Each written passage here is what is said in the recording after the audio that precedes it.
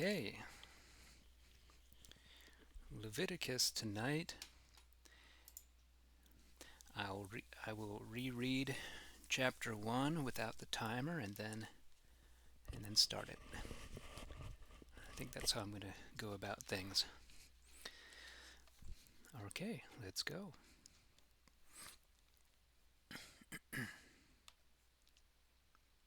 Oh, that's right. Let's see.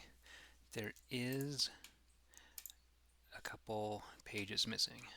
Let me make sure I remember which chapters those are. Leviticus, okay, the very end, 25 and 26. I'll have to switch to the other PDF. Okay.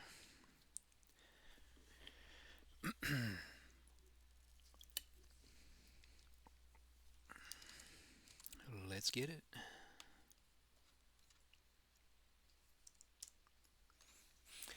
Okay. The third book of Moses, called Leviticus. Reread of chapter 1. And the Lord called Moses and spake unto him out of the tabernacle of witness, saying, Speak unto the children of Israel, and thou shalt say unto them, If a man of you bring a sacrifice unto the Lord, ye shall bring your sacrifice from among these cattle, even from among the sheep, or the oxen and the sheep. If his sacrifice be a burnt offering, let him offer a male of the oxen without blemish, and bring him of his own voluntary will unto the door of the tabernacle of witness before the Lord. And he shall put his hands upon the head of the burnt sacrifice, and it shall be accepted for him to be his atonement. And he shall kill the calf of the drove before the Lord. And the priests Aaron's sons shall bring the blood, and shall sprinkle it round about upon the altar that is by the door of the tabernacle of witness. And then shall he slay the burnt offering, and hew him in pieces.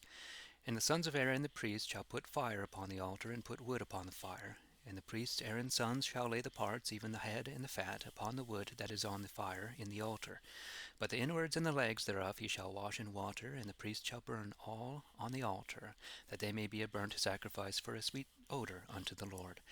And if his sacrifice be of the flocks, namely of the sheep or goats, let him bring a male without blemish for a burnt offering, and let him kill it on the north side of the altar before the Lord. And the priests Aaron's sons shall sprinkle the blood round about upon the altar. And it shall be cut in pieces, even with his head and his fat, and the priest shall put them upon the wood that lieth upon the fire on the altar. But he shall wash the inwards and the legs with water,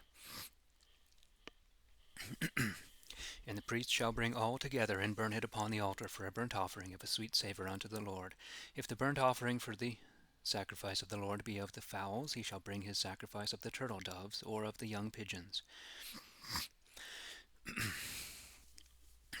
And the priest shall bring it unto the altar, and wring the neck asunder off it, and burn it on the altar. But the blood thereof shall run out upon by hold on.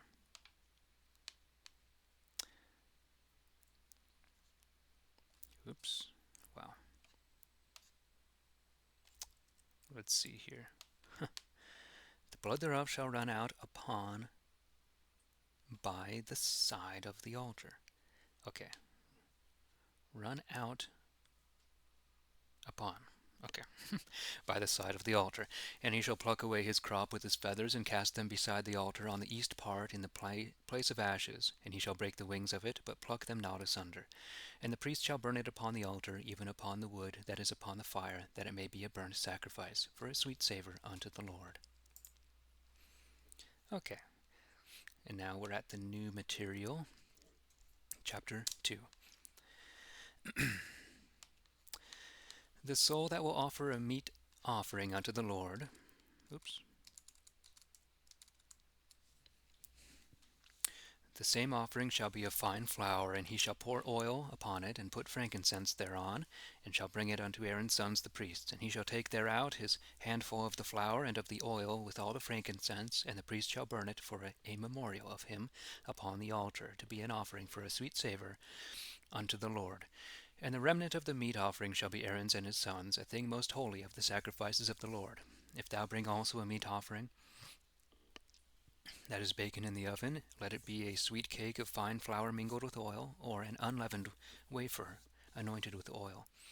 If thy meat offering be baken in the frying pan, it shall be of sweet flour mingled with oil, and thou shalt mince it small, and pour oil thereon, that it may be a meat offering. And if thy meat offering be a thing broiled upon the gridiron, let it be of flour mingled with oil. And thou shalt bring the meat offering that is made of these things unto the Lord, and shalt deliver it unto the priest, that he may offer it upon the altar. And the priest shall take of the meat offering a memorial, and shall burn it upon the altar, that it may be a burnt offering, for a sweet savour unto the Lord. And that which is left of the meat offering shall be Aaron's and his sons'. It is a thing most holy of the offerings of the Lord. All the meat offerings which ye shall bring unto the Lord shall be made without leaven, for ye shall neither burn leaven nor honey in any offering of the Lord. Notwithstanding ye shall bring the firstlings of them unto the Lord, but they shall not come upon the altar for a sweet savour. All the meat offerings also that thou seasonest with salt, all the meat offerings also that thou seasonest with salt. Neither shalt thou suffer the salt of the covenant of thy God to be lacking from thy meat offering, but upon all thine offerings thou shalt bring salt. And if thou offer a meat offering of thy first ripe fruits unto the Lord, thou shalt offer for the meat offering of thy first fruits ears of corn dried by the fire, or beaten or corn, no, and corn beaten as meal. And thou shalt put oil upon it, and lay frankincense thereon, that it may be a meat offering. And the priest shall burn part of the beaten corn and part of that oil with all the frankincense, for a remembrance. And it shall be a sacrifice unto the Lord. 3. And if his sacrifice be a peace offering, and he take it from among the droves, whether it be male or female, he shall bring such as is without blemish before the Lord, and put his hand upon the head of his offering, and kill it at the door of the tabernacle of witness. And Aaron's sons the priests shall sprinkle the blood upon the altar round about, and he shall offer somewhat of the peace offering to be a sacrifice unto the Lord, even the fat that is about the inwards, and all the fat that is about and the 2 kidneys, and the fat that is on them, and upon the loins, and the abundance that is on the liver, shall he take away with the kidneys. And Aaron's sons shall burn them on the altar upon the burnt sacrifice which is upon the wood that is on the fire, to be a burnt sacrifice for a sweet savour unto the Lord. If he bring a peace offering unto the Lord from of the flock, let him offer male or female, but without blemish. And if he offer a sheep for a sacrifice, he shall bring it before the Lord, and put his hand upon his offering's head, and kill it before the door of the tabernacle of witness. And Aaron's sons shall sprinkle the blood thereof round about the altar. And of the peace offering let him bring a sacrifice unto the Lord, the fat thereof, and the rump altogether, which they shall take off, hard by the backbone, and the fat that covereth the inwards, and all the fat that is upon the inwards, and the 2 kidneys, and the fat that is upon them, and upon the loins, and the abundance that is upon the liver, shall he take away with the kidneys. And the priest shall burn them upon the altar to be the food of a sacrifice unto the Lord. If his offering be a goat, he shall bring it before the Lord, and put his hand upon the head of it, and kill it before the tabernacle of the covenant. And the sons of Aaron shall sprinkle the blood thereof upon the altar round about. And he shall bring thereof his offering, even a sacrifice unto the Lord, the fat that covereth the inwards, and all the fat that is upon the inwards, and the 2 kidneys, and the fat that is upon them, and upon the loins, and the abundance upon the liver shall he take away with the kidneys. And the priest shall burn them upon the altar for the food of the sacrifice, that all the fat may be a sweet savour unto the Lord. Let it be a perpetual statute for your generations throughout your dwellings, that ye eat neither fat nor blood. 4. And the Lord spake unto Moses, saying, Speak unto the children of Israel, and say, If a soul sin through ignorance, and hath done any of those things which the Lord hath forbidden in his commandments to be done, as if the priest that is anointed do sin, according to the sin of the people, let him bring for his sin which he hath sinned a young ox without blemish unto the Lord for a sin offering. And he shall bring the young ox unto the door of the tabernacle of witness before the Lord, and shall put his hand upon the young ox's head, and kill the young ox before the Lord. And the priest that is appointed shall take of the young ox blood, and bring it into the tabernacle of witness. And the priest shall dip his finger in the blood, and sprinkle thereof 7 times before the Lord, even before the hanging of the holy place. And he shall put some of the blood before the Lord upon the horns of the altar of sweet incense which is in the tabernacle of witness, and shall pour all the blood of the young ox unto the bottom of the altar of burnt offering, which is at the door of the tabernacle of witness. And he shall take away all the fat of the ox that is for sin, the fat that covereth the inwards, and all the fat that is about the inwards, and the 2 kidneys, and the fat that is upon them, and upon the loins, and the abundance of the liver shall he take away with the kidneys, as it was taken away in the ox of the peace offerings. And let the priest burn them upon the altar of burnt offering.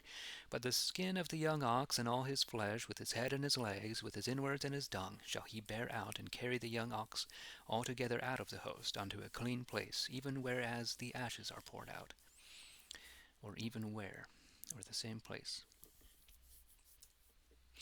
And burn him there on wood in the fire, even by the place where the ashes are cast out, shall he be burnt. If the whole congregation of Israel sin through ignorance, and the thing be hid from their eyes, so that they have committed any of those things which the Lord hath forbidden to be done in his commandments, and have offended, when the sin which they have sinned in is known, the congregation shall bring a young ox for the sin, and bring him before the tabernacle of the witness. Tabernacle of the witness. And the elders of the multitude shall put their hands upon the head of the young ox before the Lord. And the young ox shall be slain before the Lord, and the priest that is anointed shall bring of his blood into the tabernacle of witness, and the priest shall dip his finger in the blood and sprinkle it 7 times before the Lord, even before the veil, and shall put the blood upon the horns of the altar which is before the Lord in the tabernacle of witness, and shall pour all the blood unto the bottom of the altar of burnt offering, which is before the door of the tabernacle of witness, and shall take all his fat from him, and burn it upon the altar, and shall do with this young ox as he did with the young ox for sin, even so shall he do with this. And the priest shall make an atonement for them, and it shall be forgiven them. And he shall bring this young ox without the host, and burn him as he burned the first, for it is an oblation for the sin of the congregation. When a lord sinneth, and committeth through ignorance any of these things which the Lord his God hath forbidden to be done in his commandments, and hath offended, and if this sin be showed unto him, which he hath done, he shall bring his offering, even an he-goat without blemish, and lay his hand upon the head of the he-goat, and kill it in the place where the burnt offering is used to be killed before the Lord. For it is a sin offering. And let the priest take of the blood of the offering with his finger, and put it upon the horns of the burnt offering altar, and pour his blood unto the bottom of the burnt offering altar, and burn all his fat upon the altar as the fat of the peace offerings. And the priest shall make an atonement for him as concerning his sin, and it shall be forgiven him. If one of the common people of the land sin through ignorance, and commit any of the things which the Lord hath forbidden in his commandments to be done, and so hath trespassed, if this sin which he hath sinned come to his knowledge, he shall bring for his offering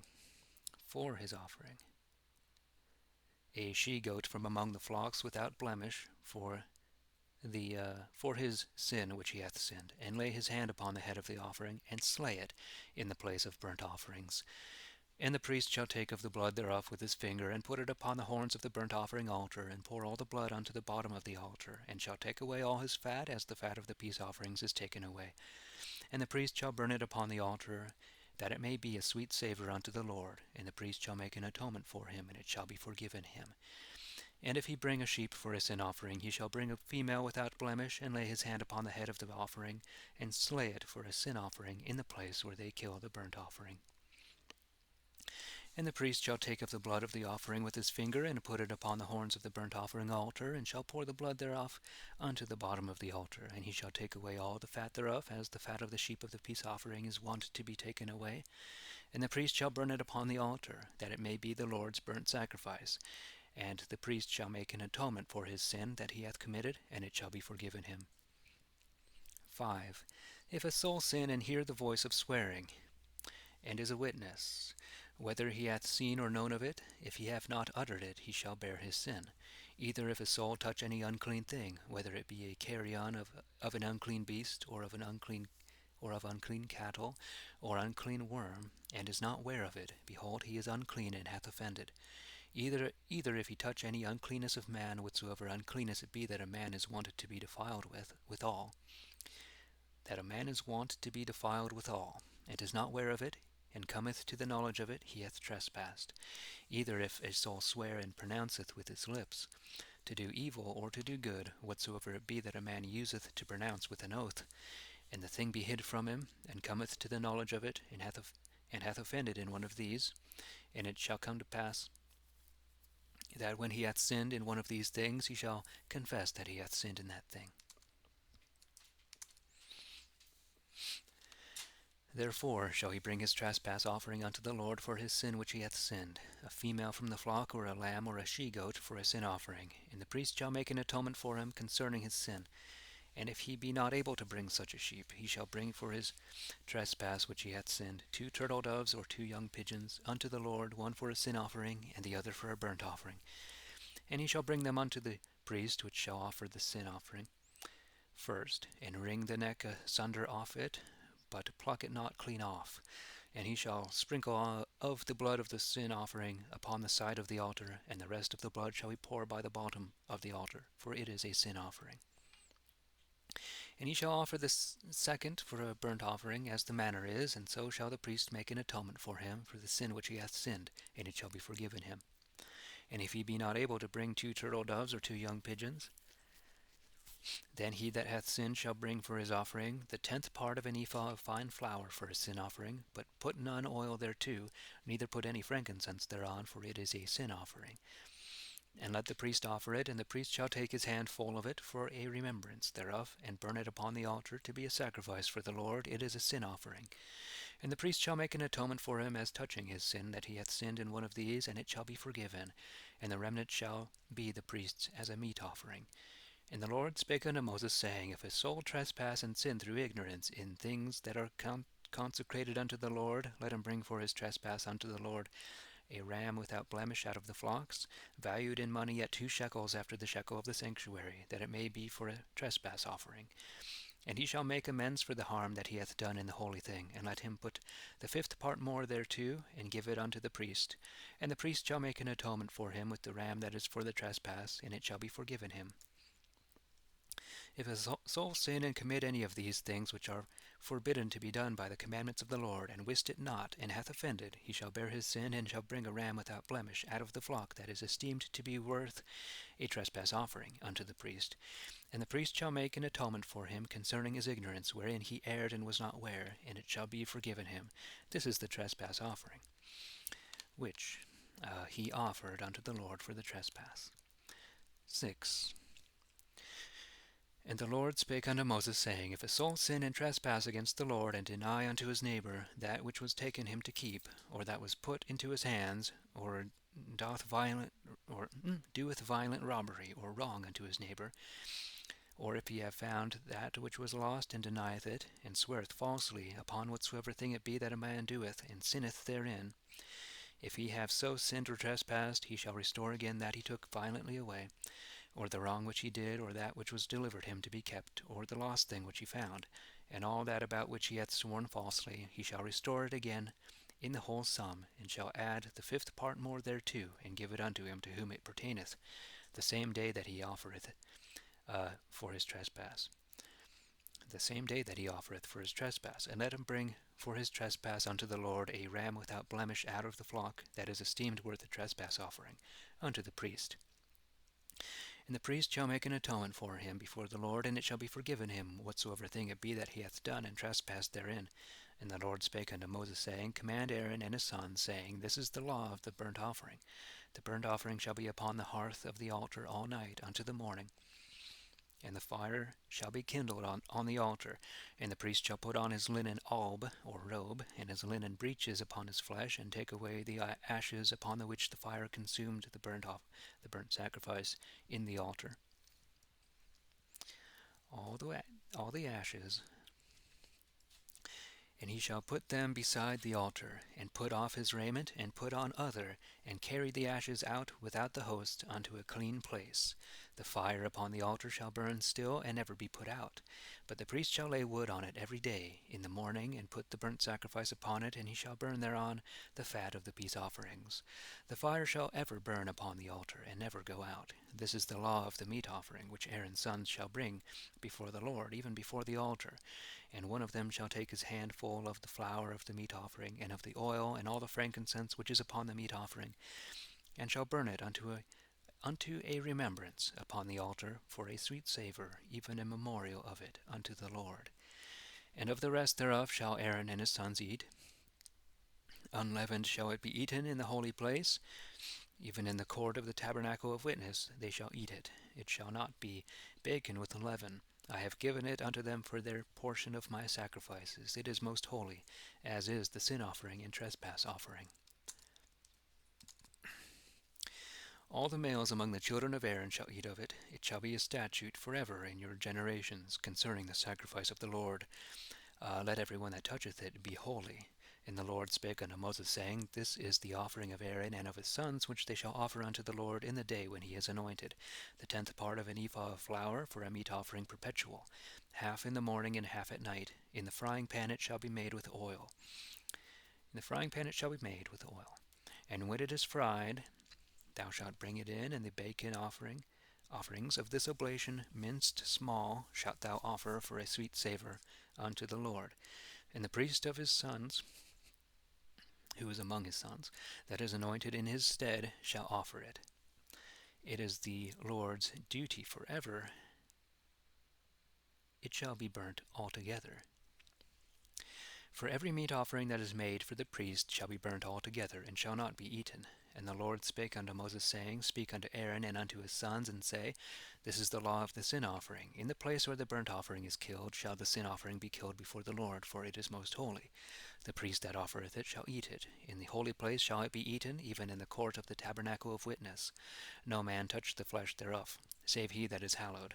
And whoso sprinkleth of the blood thereof upon any garment, thou shalt wash it in the holy place, there as it is sprinkled upon, or there where it is sprinkled upon, in the same place. But the earthen pot that it is sodden in shall be broken, and if it be sodden or seethed in a brazen pot, it shall be scoured and rinsed in the water. All the males among the priests shall eat thereof, for it is most holy. And no sin offering whose blood is brought into the tabernacle of witness to reconcile withal in the holy place shall be eaten, but shall be burnt in the fire. 7. This is the law of trespass offering. It is most holy. In the place where they kill the burnt offering shall they kill the trespass offering also, and his blood shall he sprinkle round about upon the altar. All the fat thereof shall they offer, the rump and the fat thereof that covereth the inwards, and the 2 kidneys and the fat that is on them, and upon the loins, and the abundance that is on the liver shalt thou take away with the kidneys. And the priest shall burn them upon the altar to be a sacrifice unto the Lord, for it is a trespass offering. All the males among the priests shall eat thereof in the holy place, for it is most holy. As the sin offering is, so is the trespass offering. One law serveth for both. And it shall be the priest that reconcileth therewith. And the priest that offereth any man's burnt offering shall have the skin of the burnt offering which he hath offered. And all the meat offering that is baken in the oven, and that is dressed upon the gridiron, and in the frying pan, shall be the priest's that offereth it. And every meat offering that is mingled with oil, and that is dry, shall pertain unto all the sons of Aaron, and one shall have as much as another. This is the law of the peace offering, when it is offered unto the Lord. If he offer it to give thanks, he shall bring unto his thanksgiving, or his thank offering. He shall bring unto his thank offering sweet cakes mingled with oil, and sweet wafers anointed with oil, and cakes mingled with oil of fine flour fried. He shall bring his offering upon cakes of leavened bread for his peace offerings, to give thanks. And of all the sacrifice he shall offer one for an heave offering unto the Lord, and it shall be the priests that sprinkle the blood of the peace offerings. And the flesh of the thank offering in his peace offerings shall be eaten the same day that it is offered, and let him lay up nothing of it until the morrow. But if he offer his sacrifice by reason of a vow, or of his own free will, it shall be eaten the same day that he offereth his sacrifice. And if aught remain until the morrow, it may be eaten, but as much of the offered flesh as remaineth unto the 3rd day shall be burnt with fire.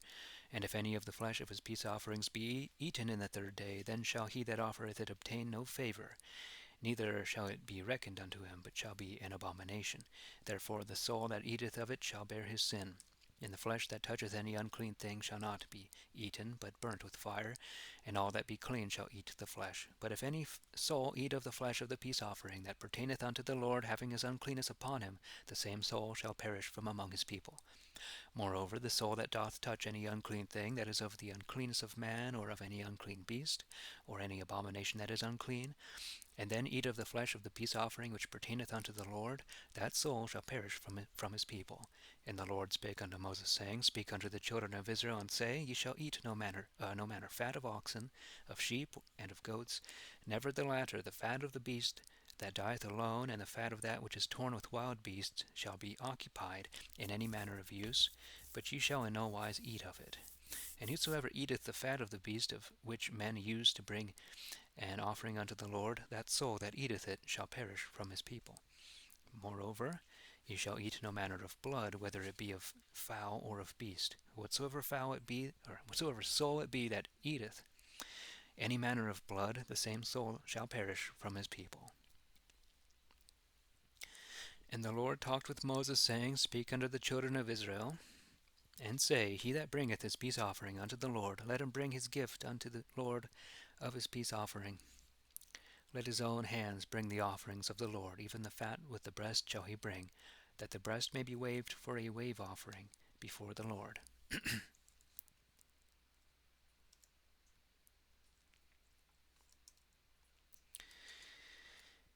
And the priest shall burn the fat upon the altar, and the breast shall be Aaron's and his sons. And the right shoulder shall ye give unto the priest for an heave offering of your peace offerings. The same that offereth the blood of the peace offerings and the fat among the sons of Aaron shall have the right shoulder for his part, for the wave breast, and the heave shoulder have I taken of the children of Israel, even of their peace offerings, and have given it unto Aaron and unto his sons, by a statute forever of the children of Israel. This is the anointing of Aaron and the anointing of his sons, and the sacrifices of the Lord in the day when he offered them to be priests unto the Lord. And these be the sacrifices which the Lord commanded to be given them in the day of their anointing of the children of Israel, by a statute forever in their generations. This is the law of the burnt offering and of the meat offering, and of the sacrifice for sin and trespass, for consecration and for peace offering, which the Lord commanded Moses in the mount of Sinai, when he commanded the children of Israel to offer their sacrifices unto the Lord in the wilderness of Sinai.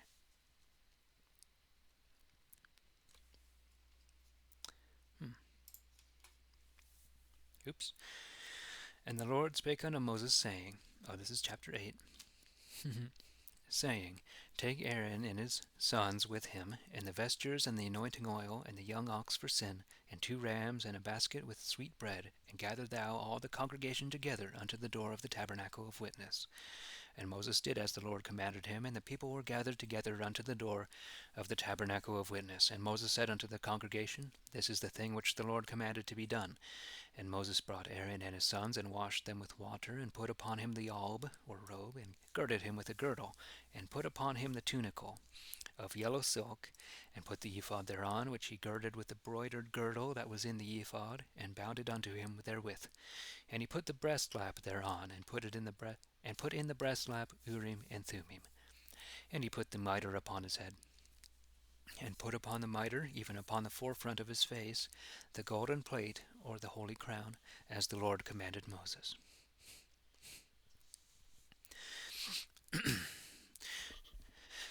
And Moses took the anointing oil, and anointed the tabernacle and all that was therein, and sanctified them, and sprinkled thereof upon the altar 7 times, and anointed the altar and all his vessels, the laver and his foot, to sanctify them with the oil.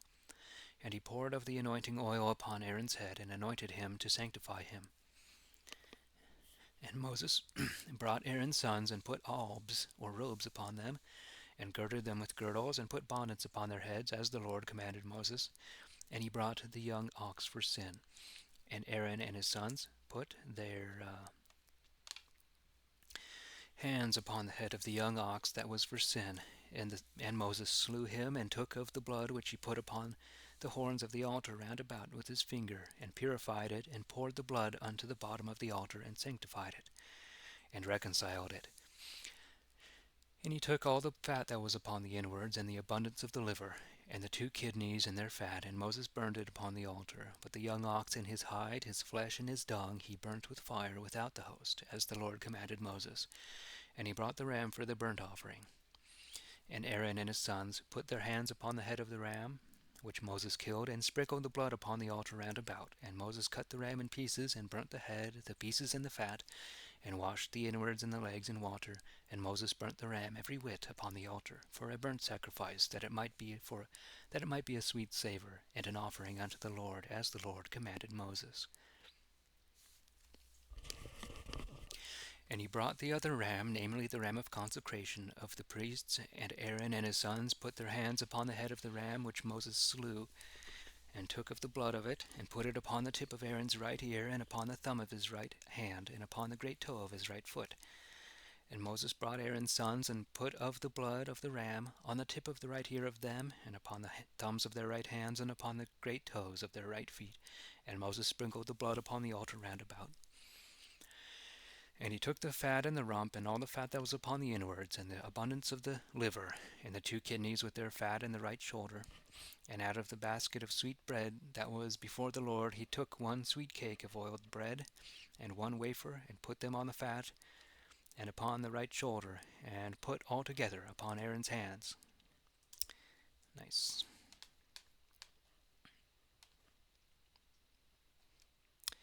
Upon Aaron's hands, and upon his sons' hands, and waved it a wave offering before the Lord.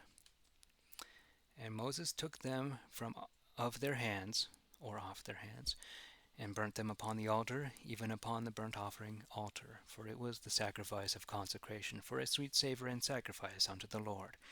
And Moses took the breast, and waved it for a wave offering before the Lord, for it was of the ram of the consecration, and it was Moses' part, as the Lord commanded Moses. And Moses took of the anointing oil, and of the blood which was upon the altar, and sprinkled it upon Aaron, and upon his vestments, upon his sons, and on his sons' vestments with him, and sanctified Aaron his vestures, and his sons vestures with him.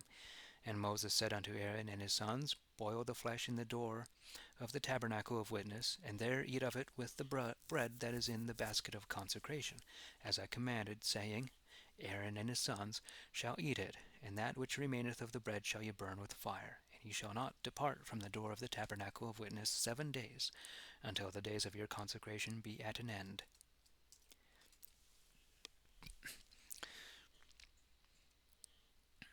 For 7 days shall he fill your hand, or occupy your hand, as he did this day, even so the Lord hath commanded to do, to reconcile you withal. Therefore shall ye abide in the door of the tabernacle of witness day and night 7 days long, and keep the watch of the Lord, and ye shall not die, for so I am commanded.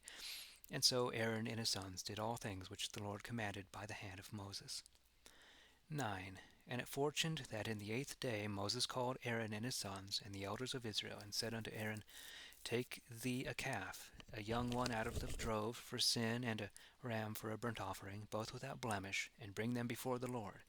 And unto the children of Israel thou shalt speak, saying, Take ye an he-goat for sin, and a calf, and a lamb, both two of a year old, without blemish, for a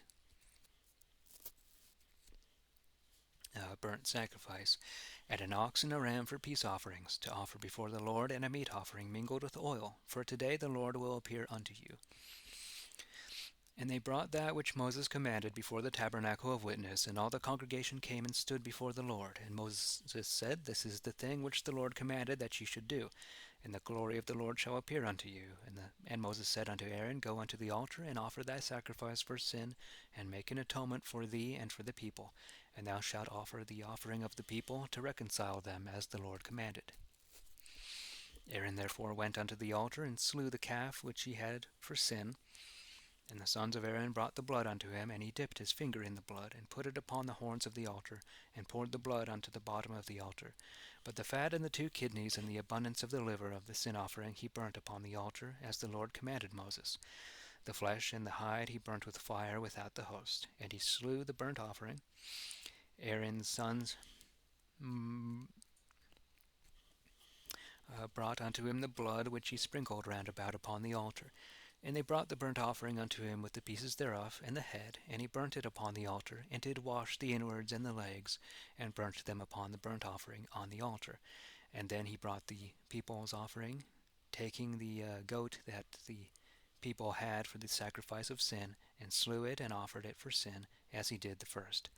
And brought the burnt offering, and offered it as the manner was, and brought the meat offering, and filled his hand thereof, and burnt it upon the altar beside the burnt offering, beside the burnt sacrifice of the morning.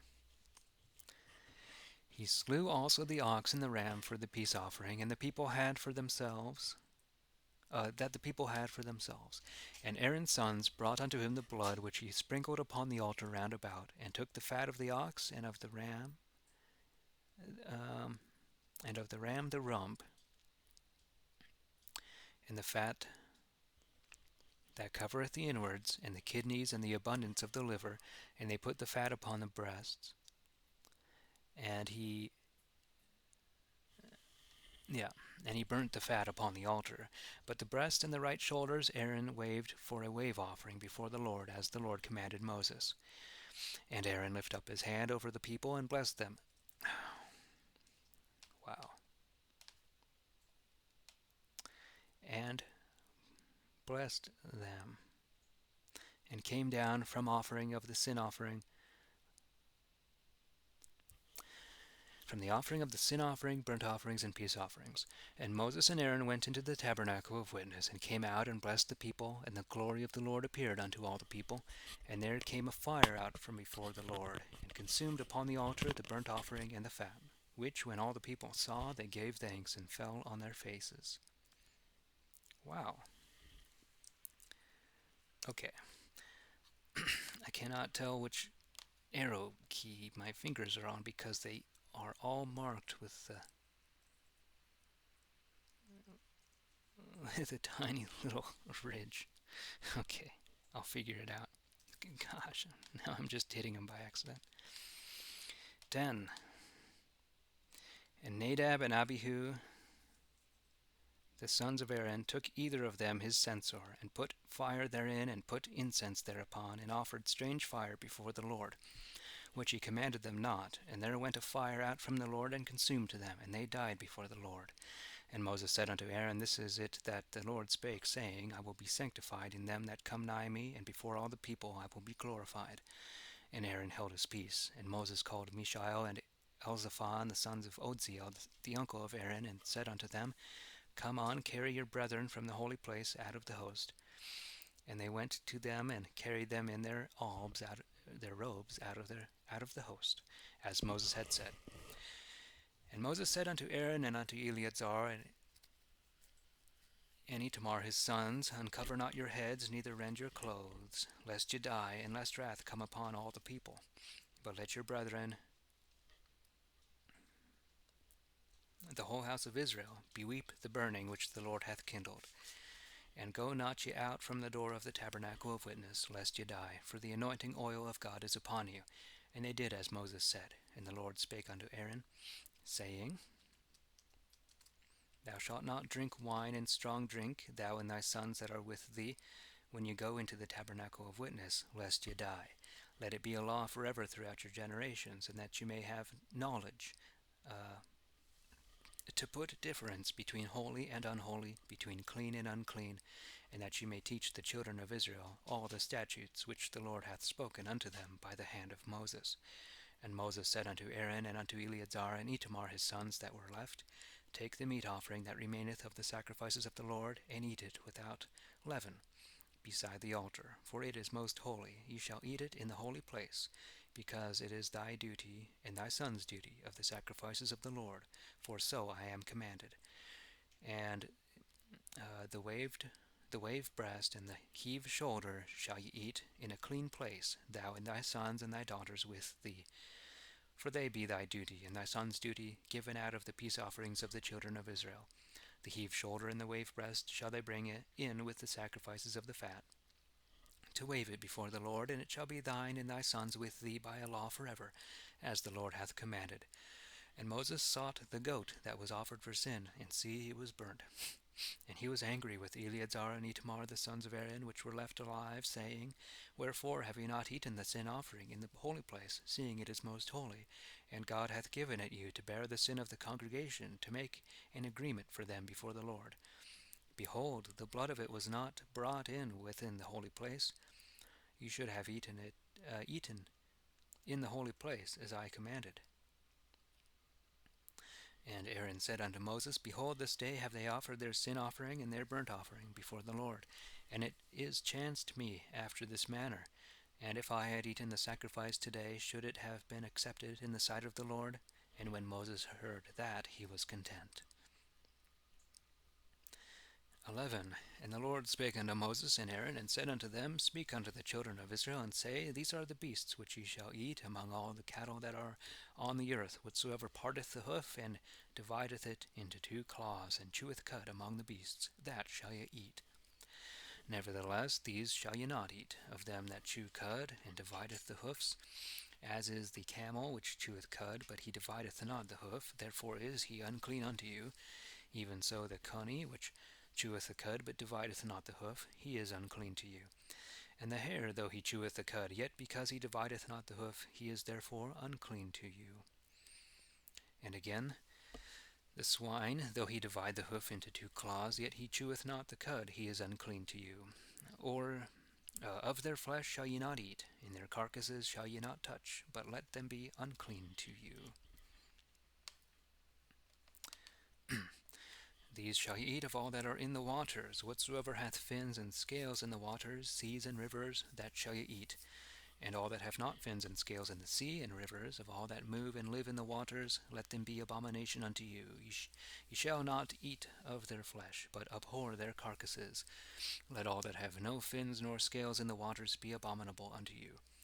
These are they which ye shall abhor among the fowls, and that ought not to be eaten, for they are an abomination: the eagle, the goshawk, the cormorant, the vulture, and the kite after his kind, and all ravens after their kind, the ostrich, and the night crow, the cuckoo, and the owl after his kind, the falcon, the stork, the great owl, the back, the pelican, the pie, the heron, the jay after his kind, the lapwing, and the swallow.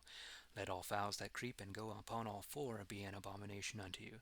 Yet these may ye eat, of every creeping thing that hath wings and go upon 4 feet, even those that have knees above upon their feet, to leap withal upon the earth. Even these of them ye may eat: the arb after his kind, the selam after his kind, the hargol after his kind, and the hagab after his kind. Different kinds of locusts or grasshoppers. All other fowls that move and have 4 feet shall be abomination unto you. In such ye shall be unclean, and whosoever toucheth the carcass of them shall be unclean unto the even, and whosoever beareth the carcass of them shall wash his clothes, and be unclean until even. And every beast that hath hoof, and divideth it not into 2 claws, nor cheweth cud, such are unclean unto you. Every one that toucheth them shall be unclean. And whatsoever goeth upon his hands upon all manner beasts, among all manner beasts that go on all 4 feet, such are unclean unto you. And whoso doth touch their carcass shall be unclean until the even. And he that beareth the carcass of them shall wash his clothes, and be unclean until the even, for such are unclean unto you. And let these also be unclean to you among the things that creep upon the earth: the weasel, and the mouse, and the toad after their kind, the hedgehog, the stelio, the lacert, the snail, and the mole. These are unclean to you among all that creep. Whosoever doth touch them when they be dead shall be unclean until the even. And whatsoever any of the dead carcasses of them doth fall upon shall be unclean, whether it be vessel of wood, or raiment, or skin, or bag, or whatsoever vessel it be that any work is wrought in. And it must be plunged in the water, and it shall be unclean until the even, and so shall it be cleansed. All manner of earthen vessel, whereinto any of them falleth, shall be unclean, with all that therein is, and it shall be broken. All manner meat also that is used to be eaten, if any such water come upon, it shall be unclean. And all manner of drink that is used to be drunk in all manner such vessels shall be unclean. And everything that their carcass falleth upon shall be unclean, whether it be oven or kettle, let it be broken, for they are unclean, and shall be unclean unto you. Never the latter, yet the fountains and wells and collection of waters shall be clean still, and whoso toucheth their carcasses shall be unclean. If the dead carcass of any such fall upon any seed used to sow, it shall yet be clean still. But and if any water be poured upon the seed, and a dead carcass fall thereon, it shall be unclean unto you. If any beast of which ye may eat die, and any man touch the dead carcass thereof, he shall be unclean until the even. He that eateth of the dead carcass of it shall wash his clothes, and be unclean until the even. And he also that beareth the carcass of it shall wash his clothes, and be unclean until even. Let every creeping thing that creepeth upon the earth be an abomination, and not be eaten. Whatsoever goeth upon the breast, and whatsoever goeth upon four, or that hath more feet, among all creeping things that creep upon the earth, of that see ye eat not, for they are abominable. Ye shall not make your souls abominable with nothing that creepeth, neither make your souls unclean with them, that ye should be defiled thereby. For I am the Lord your God. Be sanctified therefore, and ye shall be holy, for I am holy. And ye shall not defile your souls with any manner of creeping thing that creepeth upon the earth. For I am the Lord that brought you out of the land of Egypt, to be your God. You shall be holy therefore, for I am holy. This is the law of beasts and fowls, and of every living creature that moveth in the waters, and of every creature that creepeth upon the earth, that there may be a difference between the unclean and the clean, and between the beast that may be eaten and the beast that ought not to be eaten. 12. And the Lord spake unto Moses, saying, one second.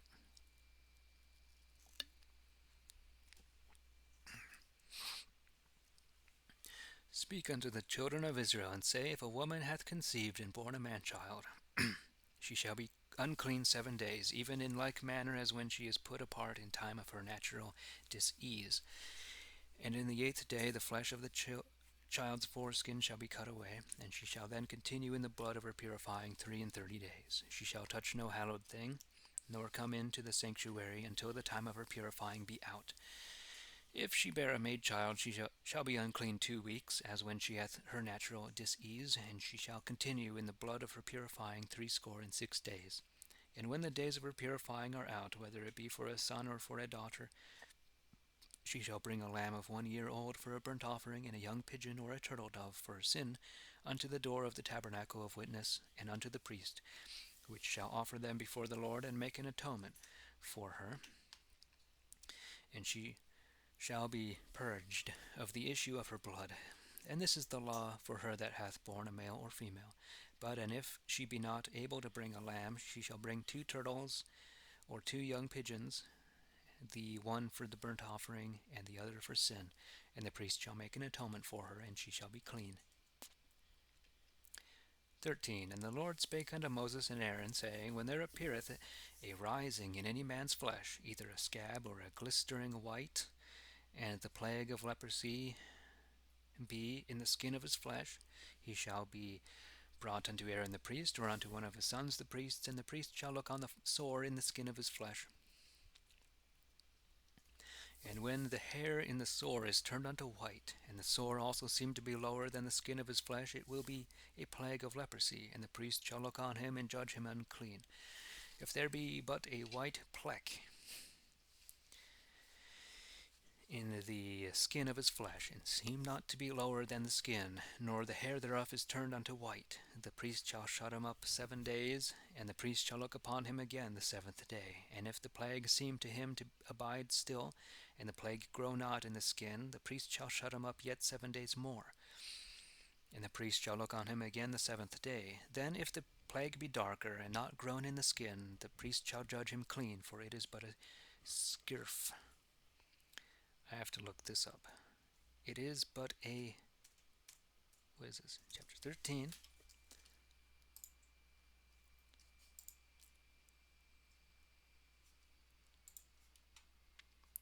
It is but a, wow, why is this working so hard?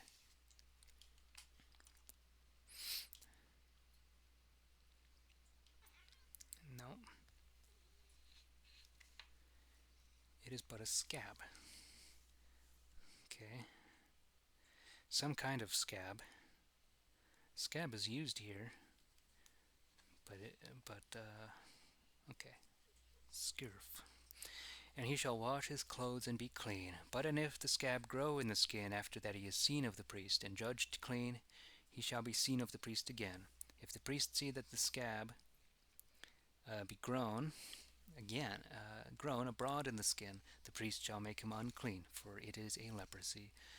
When the plague of the leprosy is in a man, he shall be brought unto the priest, and the priest shall see him. And if the rising be white in the skin, and have made the hair white, and there be raw flesh in the sore, it will be an old leprosy in the skin of his flesh. An old leprosy. And the priest shall make him unclean, and shall not shut him up, seeing he is unclean. If a leprosy break out abroad in the skin, and cover all the skin from his head to his foot, wheresoever the priest looketh, and the priest look upon him, and if the leprosy have covered all his flesh, he shall judge the plague to be clean, because it is all turned into whiteness, and he shall be clean. But and if there be raw flesh on him when he is seen, he shall be unclean. And the priest shall see the raw flesh, and declare him to be unclean, for the raw flesh is unclean, seeing it is a leprosy. Or if the raw flesh depart again, and change unto white, he shall come to the priest, and the priest shall see him, and behold, if the sore be changed unto white, and cover the whole man, the priest shall judge the plague clean, and he shall be clean. The flesh also in whose skin there is a bile or boil, and is healed, and in the place of the boil there appear a white rising, either a shining white and somewhat reddish, it shall be seen of the priest. And if when the priest seeth him it appear lower than the skin, and the hair thereof be changed unto white, the priest shall judge him unclean, for it is a plague of leprosy broken out of the boil.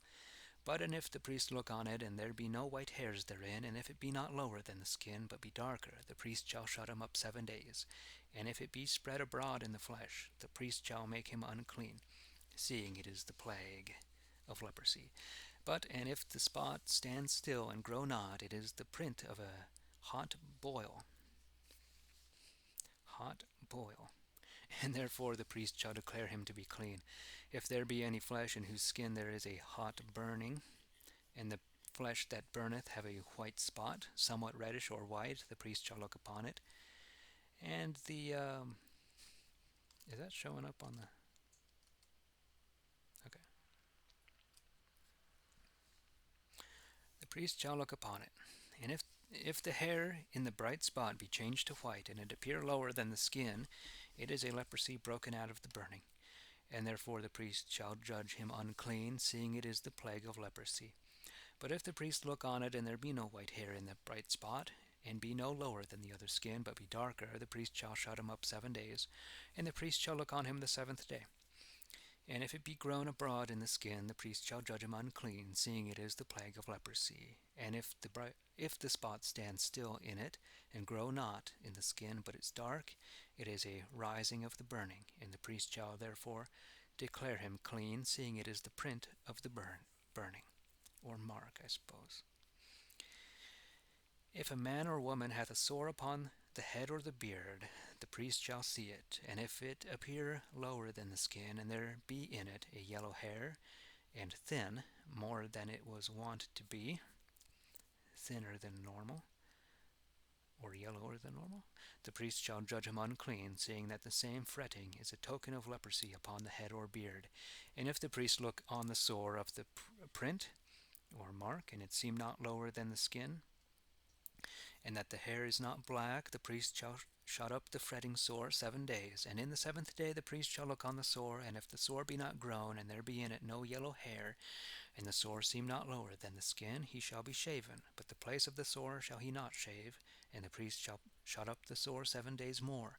And in the 7th day the priest shall look on the sore, and if the sore be not grown in the skin, nor seem lower than the other skin, the priest shall cleanse him, and he shall wash his clothes, and be clean. But if the sore grow in the flesh after his cleansing, the priest shall look on him. And if the sore be grown in the skin, the priest shall not seek for yellow hair, for he is unclean. But if he see the print stand still, and that there is black hair grown up therein, the sore is healed, and he shall be clean, and the priest shall declare him to be clean. If there be white spots in the skin of the flesh of man or woman, the priest shall look upon it, and if the spots in the skin or their flesh be somewhat dark and white withal,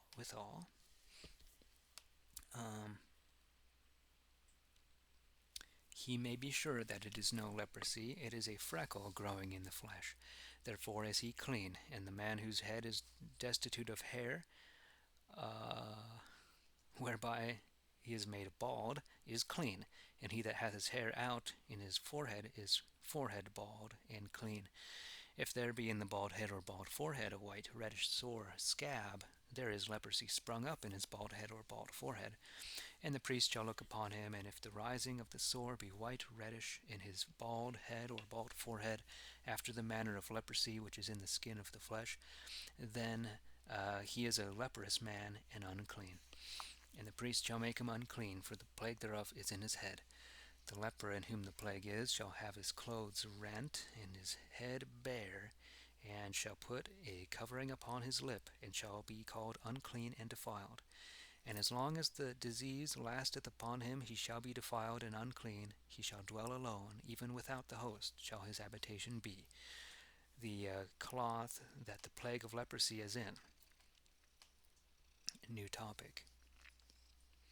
Whether it be linen or woolen, whether it be in the warp or woof of linen or of woolen, either in a skin or anything made of skin, if the disease be pale or somewhat reddish in the cloth or skin, whether it be in the warp or woof or anything that is made of skin, then it is a plague of leprosy, and shall be showed unto the priest. The priest therefore shall see the plague, and shut it up 7 days, and look on the plague the 7th day, which if it be increased in the cloth, whether it be in the warp or woof, or in a skin, or in anything that is made of skin, it is the leprosy of a fretting sore. It is unclean, and that cloth shall be burnt. Either warp or woof, whether it be woolen or linen or anything that is made of skin, wherein the plague is, for it is a fretting leprosy, it shall be burnt in the fire. If the priest see that the plague is not grown in the cloth, either in the warp or woof, or in whatsoever thing of skin it be, the priest shall command them to wash the thing wherein the plague is, and he shall shut it up 7 days more. And the priest shall look on the plague again after that it is washed. And if the plague have not changed his color, and is spread no further abroad, it is unclean. Thou shalt burn it in the fire, for it is a fret inward type, in part or in altogether. And if the priest see that the plague is darker after that it is washed, he shall rend it out of the cloth, or out of the skin, or out of the warp, or out of the woof. And if it appear any more in the cloth, either in the warp or in the woof, or in anything made of skin, it is a waxing plague. Thou shalt burn the plague that is in it, moreover the cloth, either warp or woof, or whatsoever thing of skin it be, which thou hast washed. If the plague be departed therefrom, it shall be washed once again, and then shall it be clean. This is the law of the plague of leprosy in a cloth, whether it be woolen or linen, either in the warp or woof, or in anything of skins, to make it clean or unclean. 14. And the Lord spake unto Moses, saying, This is the law of the leper in the day of his cleansing. He shall be brought unto the priest, and the priest shall go out without the host, and look upon him. And if the plague of leprosy be healed in the leper, then shall the priest command that he which is to be cleansed bring 2 living birds, and clean, and cedar wood, and purple cloth, and hyssop. And the priest shall command that one of the birds be killed in an earthen vessel, and upon running water. And he shall take the living bird with the cedar wood, the purple, and the hyssop, and shall dip them in the living bird in the blood of the slain bird upon the running water, and sprinkle upon him that must be cleansed of his leprosy 7 times, and cleanse him, and shall let the living bird go free into the field. And he that is cleansed shall wash his clothes, and shave off all his hair, and wash himself in water, that he may be clean. And after that shall he come into the host, and shall tarry without his tent 7 days. But in the 7th day he shall shave all his hair, namely his head, his beard, and his brows, even all his hair shall be shaven off. And he shall wash his clothes and his flesh in water, and he shall be clean. In the 8th day he shall take 2 lambs without blemish, and an ewe lamb of a year old without blemish, and 3/10 deals of fine flour for a meat offering, mingled with oil, and a log of oil. And the priest that maketh him clean shall bring the man which is to be made clean in those things before the Lord, even before the door of the tabernacle of witness. And the priest shall take 1 lamb, and offer him for trespass, and the log of oil, and wave them before the Lord. And he shall slay the lamb in the place where the sin offering and the burnt offerings are slain, even in the holy place. For as the sin offering is, even so is the trespass offering the priest's, seeing it is most holy.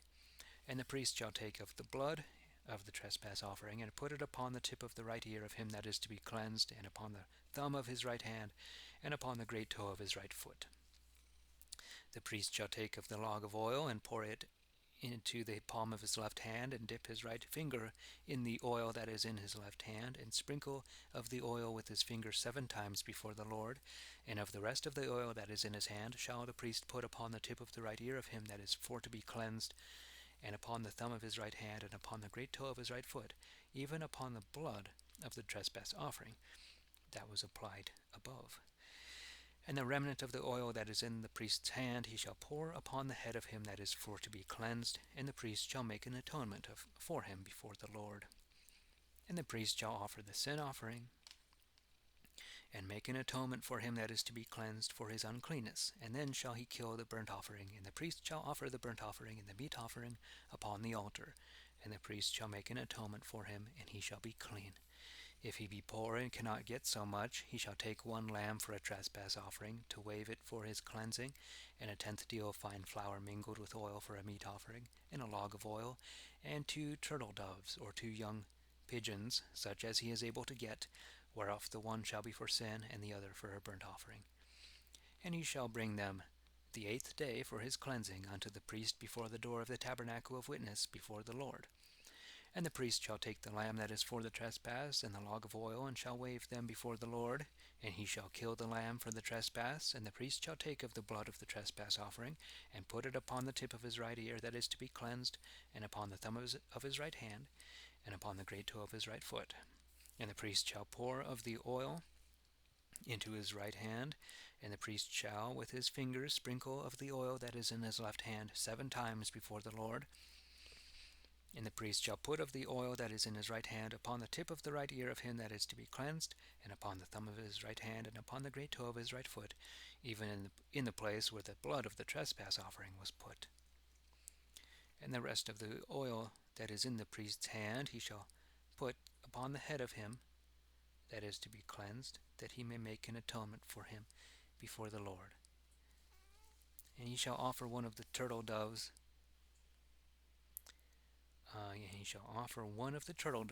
or of the young pigeons, such as he can get, the one for a sin offering and the other for a burnt offering, with the meat offering. And the priest shall make an atonement for him that is to be cleansed before the Lord. This is the law of him in whom is the plague of leprosy, and whose hand is not able to get that which pertaineth to his cleansing. And the Lord spake unto Moses and Aaron, saying, When ye be come unto the land of Canaan, which I give you in possession, and if I put the plague of leprosy in a house of the land of your possession, he that oweth the house shall come and tell the priest, saying, Methink that there is as it were a leprosy in the house. And the priest shall command them to empty the house before the priest go into it to see the plague, that all that is in the house be not made unclean, and then must the priest go in to see the house. If the priest also see that the plague is in the walls of the house, and that there be hollow streaks, pale or red, which seem to be lower than the wall itself, the priest shall go out at the house doors, and shut up the house 7 days.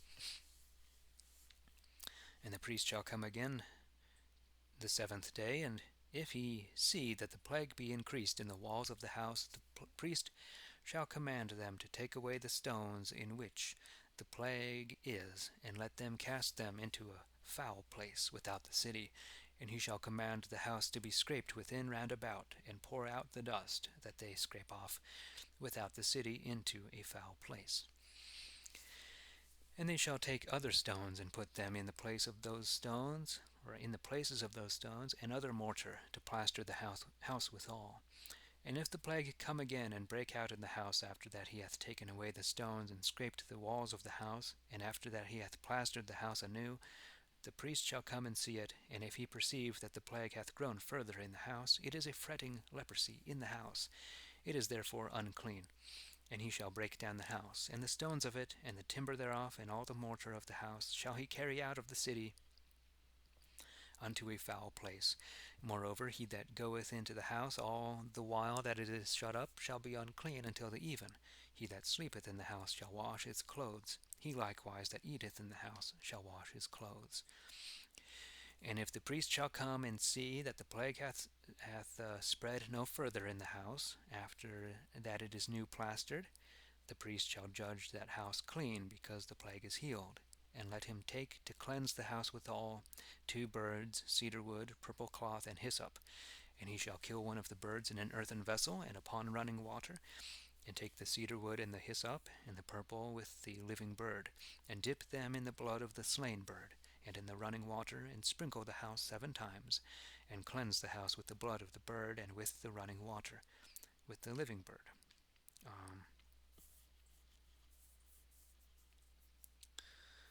The blood, sprinkle the house 7 times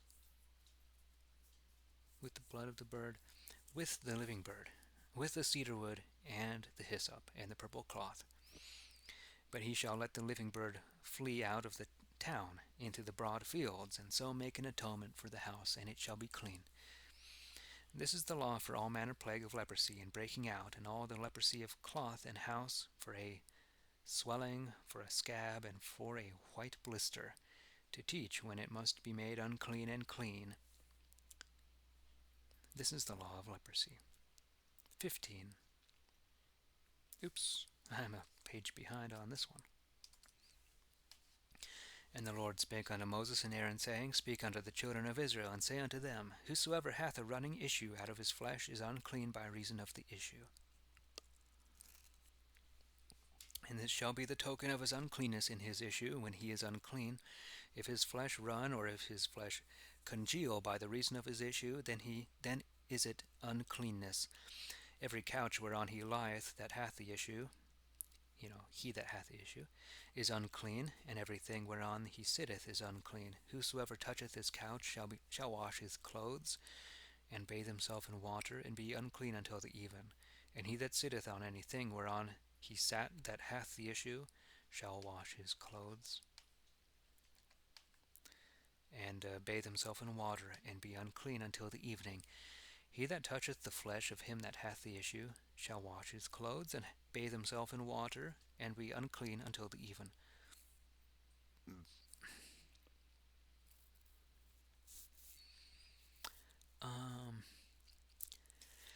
Unto the even. If he also that hath the issue spit upon him that is clean, he shall wash his clothes, and bathe himself in water, and be unclean until even. And what horse harness soever he rideth upon that hath the issue shall be unclean, and whosoever toucheth any thing that was under him shall be unclean unto the even. And he that beareth any such things shall wash his clothes, and bathe himself in water, and be unclean unto the even. And whosoever he toucheth that hath the issue, and have not first washed his hands in water, shall wash his clothes, and bathe himself in water, and be unclean unto the even. The vessel of earth that he toucheth, which hath the issue, shall be broken, and all vessels of wood shall be rinsed in water.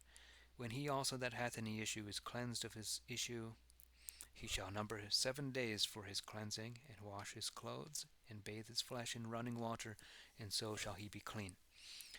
And the 8th day he shall take unto him 2 turtle doves, or 2 young pigeons, and come before the Lord unto the door of the tabernacle of witness, and give them unto the priest. And the priest shall offer them, the one for a sin offering, and the other for burnt offering. And the priest shall make an atonement for him before the Lord, as concerning his issue. If any man's seed depart from him in his sleep, he shall wash his flesh in water, and be unclean until even. And all the clothes and all the furs, right? like blankets, wherein is such seed of sleep shall be washed with water, and be unclean unto the even.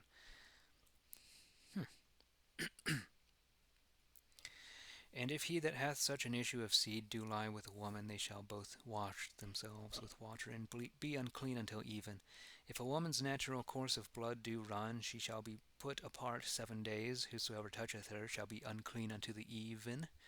All that she lieth upon in the time of her natural disease shall be unclean, like as everything also that she sitteth upon is unclean. Whosoever toucheth her bed shall wash his clothes, and bathe himself with water, and be unclean unto the even.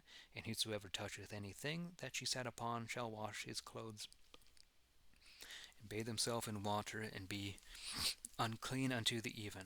So that whether he touch her couch, or any vessel whereon she hath sitten, he shall be unclean unto the even. And if a man lie with her, and her uncleanness come upon him, he shall be unclean 7 days, and all the couch whereon he lieth shall be unclean. When a woman's blood runneth a long time out of the time of her natural course, or if it run beyond her natural course, let all the days of the issue be judged unclean, even as the days of her natural disease, and she shall be unclean. All her couches whereon she lieth, as long as her issue lasteth, shall be as her couch when she hath her natural disease, and whatsoever she sitteth upon shall be unclean, as is her uncleanness when she is put apart. And whosoever toucheth any of these shall be unclean, and wash his clothes, and bathe himself in water, and be unclean unto even. And even that she and after that she is cleansed of her issue, she shall count her 7 days, and after that she shall be clean. In the 8th day she shall take unto her 2 turtles or 2 young pigeons, and bring them unto the priest before the door of the tabernacle of witness. And the priest shall offer the one for a sin offering, and the other for a burnt offering, and make an atonement for her before the Lord, as concerning the issue of her uncleanness.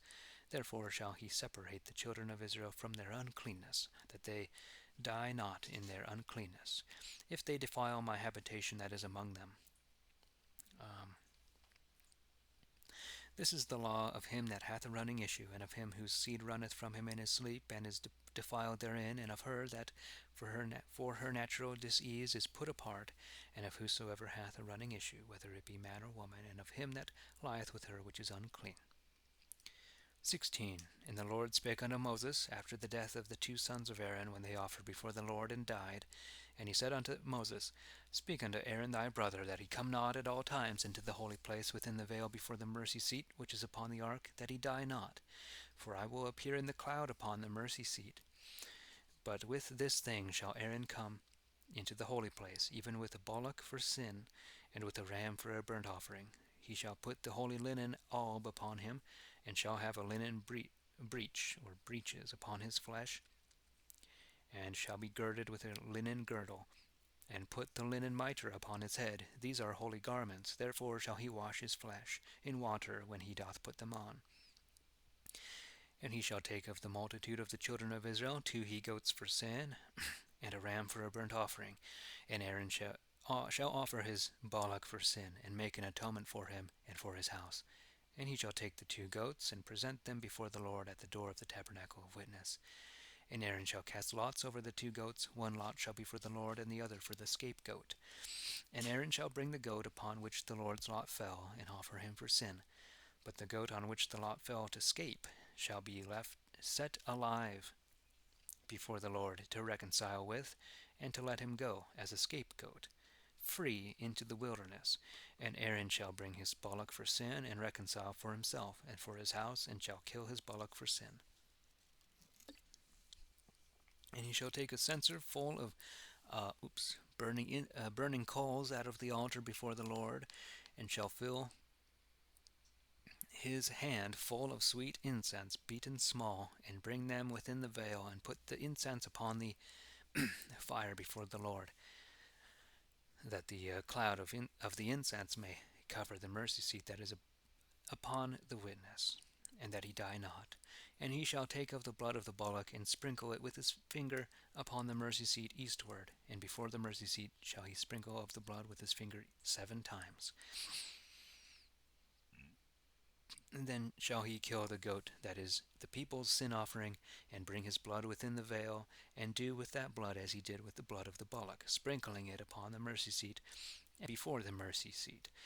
And he shall reconcile the holy place from the uncleanness of the children of Israel, and from their trespasses in all their sins. And so shall he do for the tabernacle of witness that is set among them, even among their uncleanness. And let there be nobody in the tabernacle of witness when he goeth in to make an atonement in the holy place until he come out.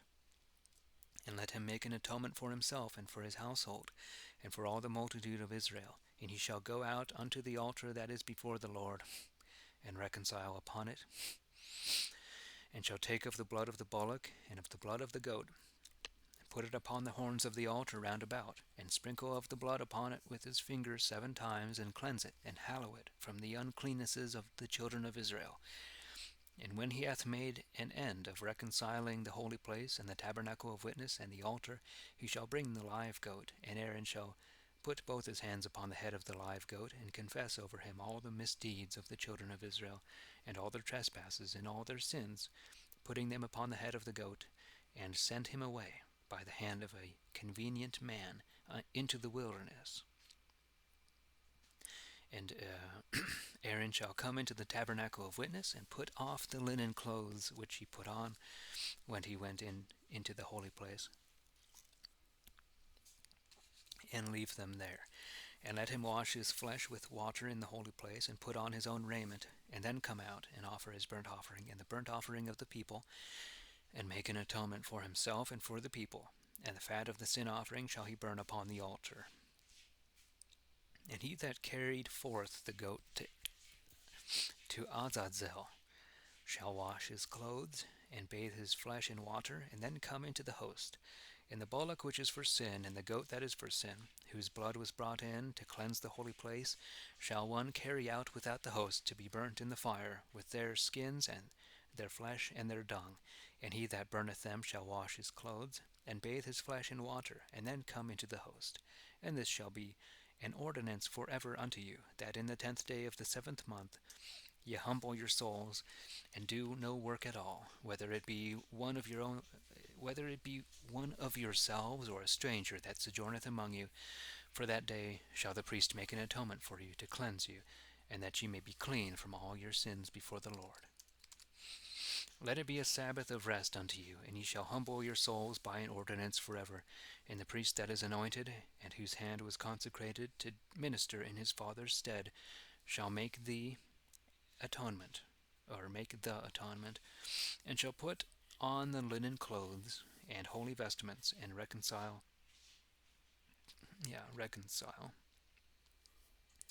the holy sanctuary and the tabernacle of witness, and shall cleanse the altar, and make an atonement then for the priests and for all the people of the congregation. And this shall be an everlasting ordinance unto you, that he make an atonement for the children of Israel for all their sins once a year, as he did as the Lord. And he did as the Lord commanded. 17. And the Lord spake unto Moses, saying, Speak unto Aaron to his sons, and to all the children of Israel, and say unto them, This is the thing which the Lord hath charged, saying, What man soever of the house of Israel killeth an ox, or lamb, or goat in the host, or that killeth it out of the host, and bringeth it not unto the door of the tabernacle of witness, to offer an offering unto the Lord before the dwelling place of the Lord, blood shall be imputed unto that man, as though he had shed blood, and that man shall be rooted out from among his people. Wherefore, when the children of Israel bring their offerings, and they offer in the wide field, they should bring them unto the Lord, even unto the door of the tabernacle of witness, to the priest, to offer them for peace offerings unto the Lord. And the priest must sprinkle the blood upon the altar of the Lord, which is before the door of the tabernacle of witness, and burn the fat for a sweet savour unto the Lord. And let them no more offer their offerings unto devils, after whom they have gone a-whoring. This shall be an ordinance forever unto them in their generations. And thou shalt say unto them, Whatsoever man it be of the house of Israel, or of the strangers which sojourn among you, that offereth a burnt offering or sacrifice, and bringeth it not unto the door of the tabernacle of witness, to offer it unto the Lord, that man shall perish from among his people. And whatsoever man it be of the house of Israel, or of the strangers that sojourn among you, that eateth any manner of blood, I will set my face against that soul that eateth blood, and will destroy him from among his people. For the life of the flesh is in the blood, and I have given it unto you upon the altar. I have given it unto you upon the altar, to make an atonement for your souls, for blood shall make an atonement for the soul. And therefore I said unto the children of Israel, Let no soul of you eat blood, neither let any stranger that sojourneth among you eat blood. And whatsoever man it be of the children of Israel, or of the strangers that sojourn among you, which hunteth and catcheth any beast or fowl that may be eaten, let him pour out the blood thereof, and cover it with earth, for the life of all flesh is in the blood of it. Therefore I said unto the children of Israel, Ye shall eat the blood of no manner of flesh, for the life of all flesh is the blood thereof. Whosoever eateth it shall perish. And every soul that eateth it, which died alone, or that which was torn with wild beasts, whether it be one of yourselves or a stranger, he shall wash his clothes, and bathe himself in water, and be unclean unto the even, and then shall he be clean. If he wash them not, nor bathe his flesh, he shall bear his sin. 18. And the Lord spake unto Moses, saying, Speak unto the children of Israel, and say unto them, I am the Lord your God. After the doings of the land of Egypt, wherein ye dwelt, shall ye not do, and after the doings of the land of Canaan, whither I will bring you, shall ye not do, neither walk in their ordinances, but do after my judgments, and keep my ceremonies to walk therein. I am the Lord your God. Ye shall keep therefore mine ordinances and my judgments, which if a man do, he shall live in them. I am the Lord. See that none go to his nighest kindred, for to uncover their secrets. I am the Lord. The secrets of thy father and the secrets of thy mother shalt thou not uncover, for she is thy mother. Therefore shalt thou not discover her secrets. The secrets of thy father's wife, shalt thou not discover, for it is thy father's secrets. Thou shalt not discover the privity of thy sister, the daughter of thy father, or of thy mother, whether she be born at home or without. Thou shalt not uncover the secrets of thy son's daughter or thy daughter's daughter, for that is thine own privity. Thou shalt not uncover the secrets of thy father's wife's daughter, which was begotten of thy father, and is thy sister. Thou shalt not discover her secrets. Thou shalt not uncover the secrets of thy father's sister, for she is thy father's next kinswoman. Thou shalt not discover the secrets of thy mother's sister, for she is thy mother's next kinswoman. Thou shalt not uncover the secrets of thy father's brother, that is, thou shalt not go in to his wife, which is thine aunt. Thou shalt not discover the secrets of thy daughter-in-law, for she is thy son's wife. Therefore shalt thou not uncover her secrets. Thou shalt not unveil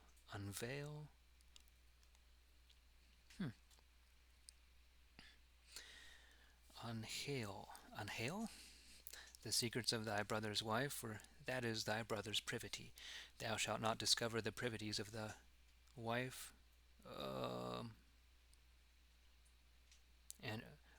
of the wife and her daughter. Neither shalt thou take her son's daughter or her daughter's daughter to uncover their secrets, for they are her next kin, and it were wickedness.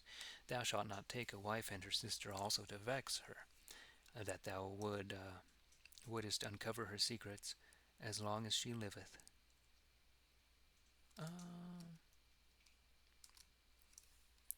Thou shalt also not go unto a woman to uncover her privity, as long as she is put apart for her uncleanness. Moreover, thou shalt not lie with thy neighbor's wife to defile her with seed. Thou shalt also not give of thy seed to offer it unto Moloch. Neither shalt thou defile the name of thy God. I am the Lord. Thou shalt not lie with mankind as with womankind, for it is an abomination. Thou shalt lie with no manner of beast to defile thyself therewith. Neither shall any woman stand before a beast to lie down thereto, for it is abomination. Ye shall not defile yourselves in any of these things, wherein also the nations are defiled, which I cast out before you, wherethrough the land is defiled. And I will visit the wickedness thereof upon it, yea, and the land itself hath cast out her inhabitants. Ye shall keep therefore mine ordinances and my judgments, and commit none of these abominations, neither any of you, nor any stranger that sojourneth among you. For all these abominations have the men of the land done which were there before you, and the land is defiled. Shall not the land spew you out also, if you defile it, as it spewed out the people that were before you? For whosoever shall commit any of these abominations, the same souls that commit them shall perish from among their people. Therefore shall you keep my watch, that you commit not one of these abominable customs which were committed before you, and that you defile not yourselves therein. I am the Lord your God. 19. And the Lord spake unto Moses, saying, Speak unto all the multitude of the children of Israel, and say unto them, Ye shall be holy, for I the Lord your God am holy. Ye shall fear every man his father and his mother, and keep my Sabbaths. I am the Lord your God. Ye shall not turn unto idols, nor make you gods of metal. I am the Lord your God. If ye offer a peace offering unto the Lord, ye shall offer it, that ye may be accepted. It shall be eaten the same day ye offer it, and on the morrow. And if aught remain until the third day, it shall be burnt in the fire. And if it be eaten on the third day, it is unclean and not accepted. He that eateth it shall bear his sin, because he hath defiled the hallowed thing of the Lord, and that soul shall perish from among his people. When ye reap down the ripe corn of your land, ye shall not reap down the utmost border of your field, neither shalt thou gather that which is left behind in thy harvest. Thou shalt not pluck in all thy vineyard clean, neither gather in the grapes that are overscaped.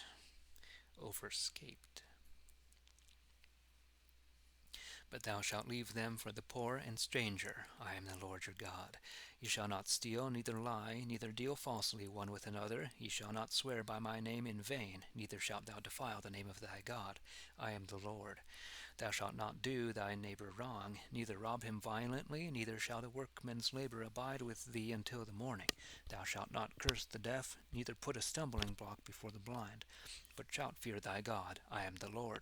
You shall do no unrighteousness in judgment. Thou shalt not favor the poor, nor honor the mighty, but in righteousness shalt thou judge thy neighbor.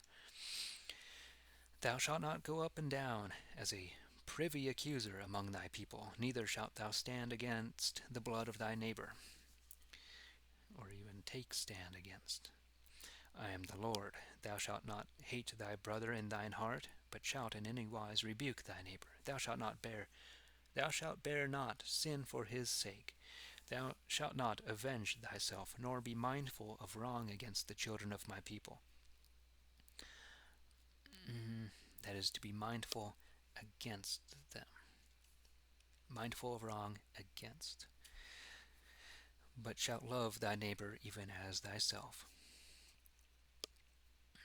I am the Lord. Ye shall keep mine ordinances. Thou shalt not let cattle gender with a contrary kind, neither sow thy field with mingled seed, neither shalt thou put on any garment of linen and woolen. Whosoever lieth and meddleth with a woman that is a bondmaid, nevertheless appointed to a husband, but not redeemed, nor freedom given her, she shall be scourged with a leathern whip, and they shall not die, because she was not free. And he shall bring for his trespass unto the Lord, before the door of the tabernacle of witness, a ram for a trespass offering.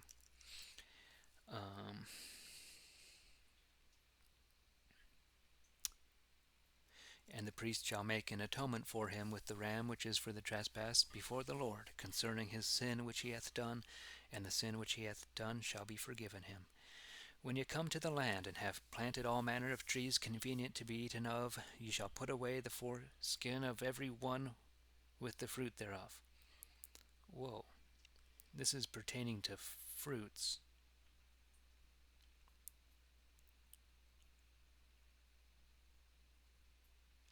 Even 3 years shall they be uncircumcised unto you, and shall not be eaten of. But in the 4th year all the fruit of them shall be holy, and commendable to the Lord.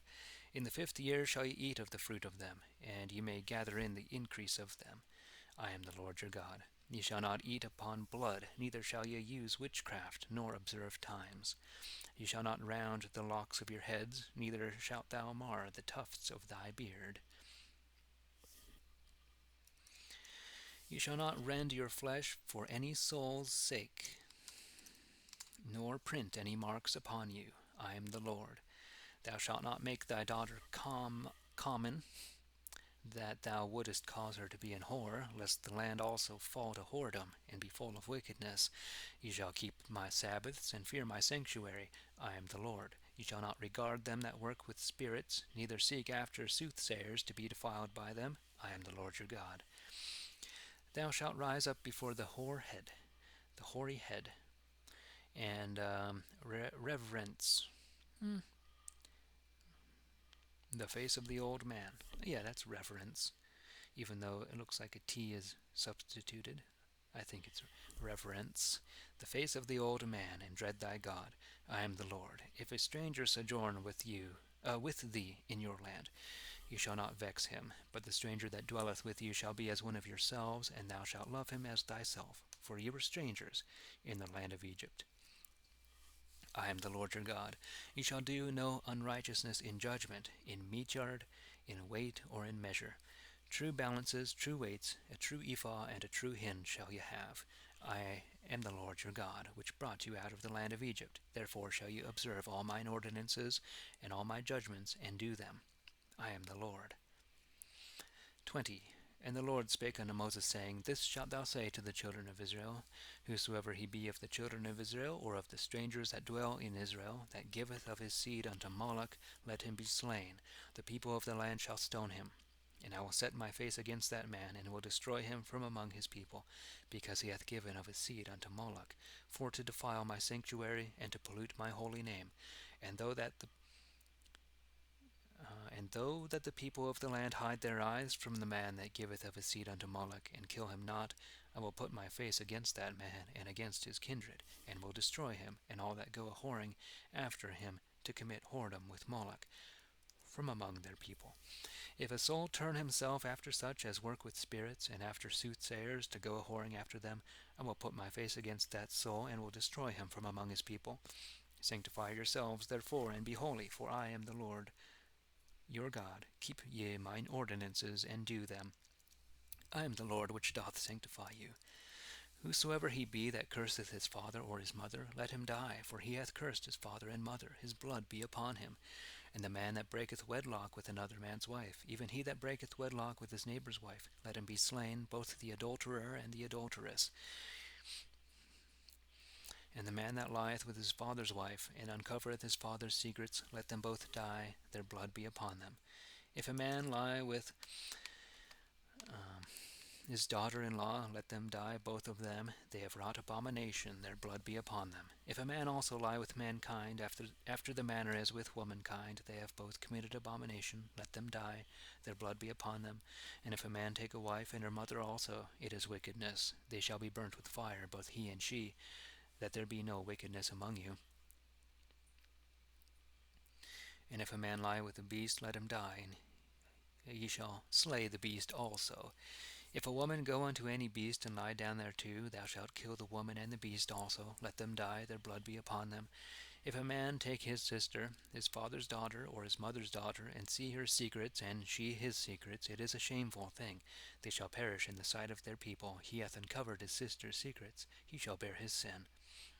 If a man lie with a woman having her natural disease, and uncover her secrets, and open her fountain, and she also open the fountain of her blood, they shall both perish from among their people. Thou shalt not uncover the secrets of thy mother's sister, nor of thy father's sister, for he that doeth so hath uncovered his next kin. They shall bear their misdoing. If a man lie with his uncle's wife, and uncover his uncle's secrets, they shall bear their sin, and shall die childless. If a man take his brother's wife, it is an unclean thing. He hath uncovered his brother's secrets. They shall be childless. Ye shall keep therefore all mine ordinances and all my judgments, and do them. And that the land whither I bring you to dwell therein, spew ye not out. Ye shall not walk in the manners of this nation which I cast out before you. For they committed all these things, and therefore I abhorred them. But I have said unto you, ye shall enjoy their land, and I will give it unto you to possess it, even a land that floweth with milk and honey. I am the Lord your God, which have separated you from other nations, and therefore shall ye put difference between clean beasts and unclean, between unclean fowls and clean. Ye shall not defile your souls in beasts and fowls, and in all manner creeping things that the ground bringeth forth, which I have separated from you as unclean. Therefore shall ye be holy unto me, for I the Lord am holy, and have severed you from other nations, that ye should be mine. If there be a man or woman that worketh with a spirit, or that is a soothsayer, let them die. Men shall stone them with stones, their blood be upon them. 21. And the Lord said unto Moses, Speak unto the priests, the sons of Aaron, and say unto them, Let none be defiled upon a soul, among his people. And this is of someone that dies. But upon his kinsman that is nigh unto him, upon his father and his mother, upon son and daughter, and his brother, and on his sister, a maid that is nigh unto him, whom no man hath known, upon her shall he be defiled. But he shall not be defiled upon him that hath authority among his people, to pollute himself for him. But he shall not be defiled upon him. He that hath authority shall not be defiled upon him, to pollute himself.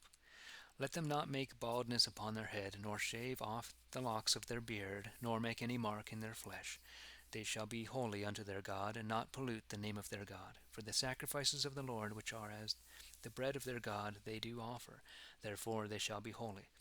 Let them not take a wife that is an adulteress, or polluted, nor put from her husband, for such a one is holy unto his God. Thou shalt sanctify him therefore, for he offereth up the bread of thy God. He shall therefore be holy unto thee. For I, the Lord, which sanctify you, am holy. If a priest's daughter fall to play the whore, she polluteth her father, therefore must she be burnt with fire. He that is the high priest among his brethren, upon whose head the anointing oil was poured, and that consecrated his hand to put the vestments, shall not uncover his head, nor rend his clothes, neither go to any dead body, nor make himself unclean on his father or his mother, neither shall go out of the sanctuary, nor pollute the holy place of his God, for the crown of the anointing oil of his God. Do none of these things for the sake of the crown of the anointing oil. Nope, I didn't finish that sentence. For the crown of the anointing oil of his God is upon him. I am the Lord.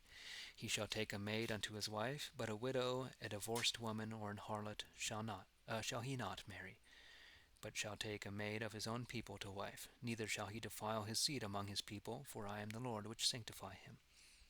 And the Lord spake unto Moses, saying, Speak unto Aaron, and say, Whosoever of thy seed in their generations hath any deformity, let him not press for to offer bread unto his God.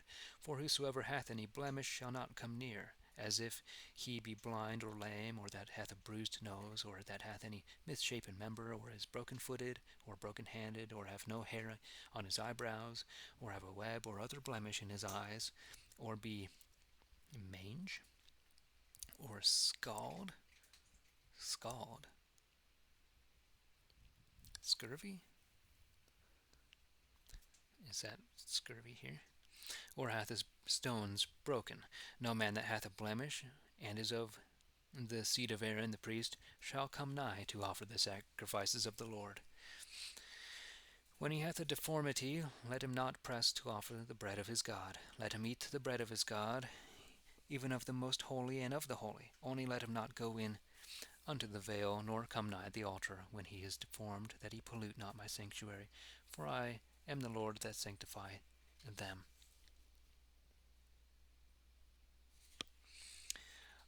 And Moses told it unto Aaron and to his sons, and unto all the children of Israel. 22. And the Lord spake unto Moses, saying, I'm a page behind on this. Speak unto Aaron and his sons, that they be separated from the holy things of the children of Israel, and that they pollute not my holy name in those things which they hallow unto me. I am the Lord. Say unto them, Whosoever he be of all your seed among your generations after you, that goeth unto the holy things which the children of Israel hallow unto the Lord, having his uncleanness upon him, that soul shall perish from out of my sight. I am the Lord. What man soever of the seed of Aaron is a leper, or hath a running issue, he shall not eat of the holy things until he be clean. And whoso toucheth any man that is unclean over the soul of the dead, or a man whose seed runneth from him in his sleep, or whosoever toucheth any worm, whereby he may be made unclean, or a man of whom he may take uncleanness, whatsoever uncleanness he hath, the same soul that hath touched any such shall be unclean until even, and shall not eat of the holy things, until he have washed his flesh with water. And when the sun is down he shall be clean, and shall afterward eat of the holy things, forasmuch as it is his food. If a beast that dieth alone, or is rent with wild beasts, whereby he may be defiled, he shall not eat of that beast. I am the Lord. Let them keep therefore mine ordinance, lest they for the same laid sin upon them.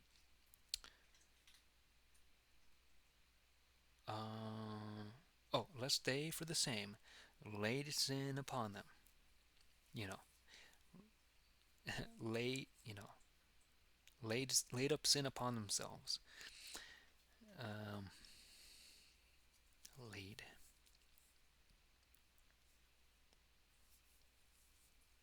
And die for it, if they defile it. I, the Lord, sanctify them. There shall no stranger eat of the holy thing, neither a guest of the priests, neither shall an hired servant eat of the holy thing. But if the priest buy any soul with money, he shall eat of it, like as he that is born in his house. Shall they eat of like as he that is born in his house shall eat of his bread. Shall they eat of his bread? Okay. If the priest's daughter also be married unto a stranger, she may not eat of the hallowed heave offerings. Notwithstanding, if the priest's daughter be a widow or divorced, and have no child, but is returned unto her father's house again, she shall eat of her father's bread, as well as she did in her youth. But there shall no stranger eat thereof. If a man eat of the holy thing unwittingly, he shall put the fifth part thereunto, and give it unto the priest with the hallowed thing. And the priest shall not defile the holy things of the children of Israel, which they offer unto the Lord, to lade themselves with misdoing, and trespass while they eat their holy things. For I, the Lord, do hallow them. And the Lord spake unto Moses, saying, Speak unto Aaron and his sons, and unto all the children of Israel, and say unto them, Whatsoever he be of the house of Israel, or stranger in Israel, that will offer his sacrifice for all his vows, and for all his freewill offerings, which they will offer unto the Lord for a burnt offering, ye shall offer to reconcile yourselves a male without blemish, of the oxen, or of the sheep, or of the goats. But whatsoever hath a blemish, that shall ye not offer, for ye shall get no favour therewith. And whosoever bringeth a peace offering unto the Lord, according as he is appointed, or a vow, or a freewill offering, in ox or sheep that is without deformity, he shall be accepted. There shall be also no blemish therein, blind or broken, or blind or broken. Okay, there's a page missing. This is chapter 22. There's a page missing. No blemish therein, blind or broken.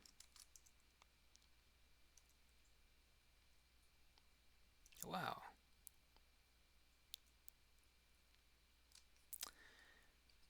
Okay, let's go find it.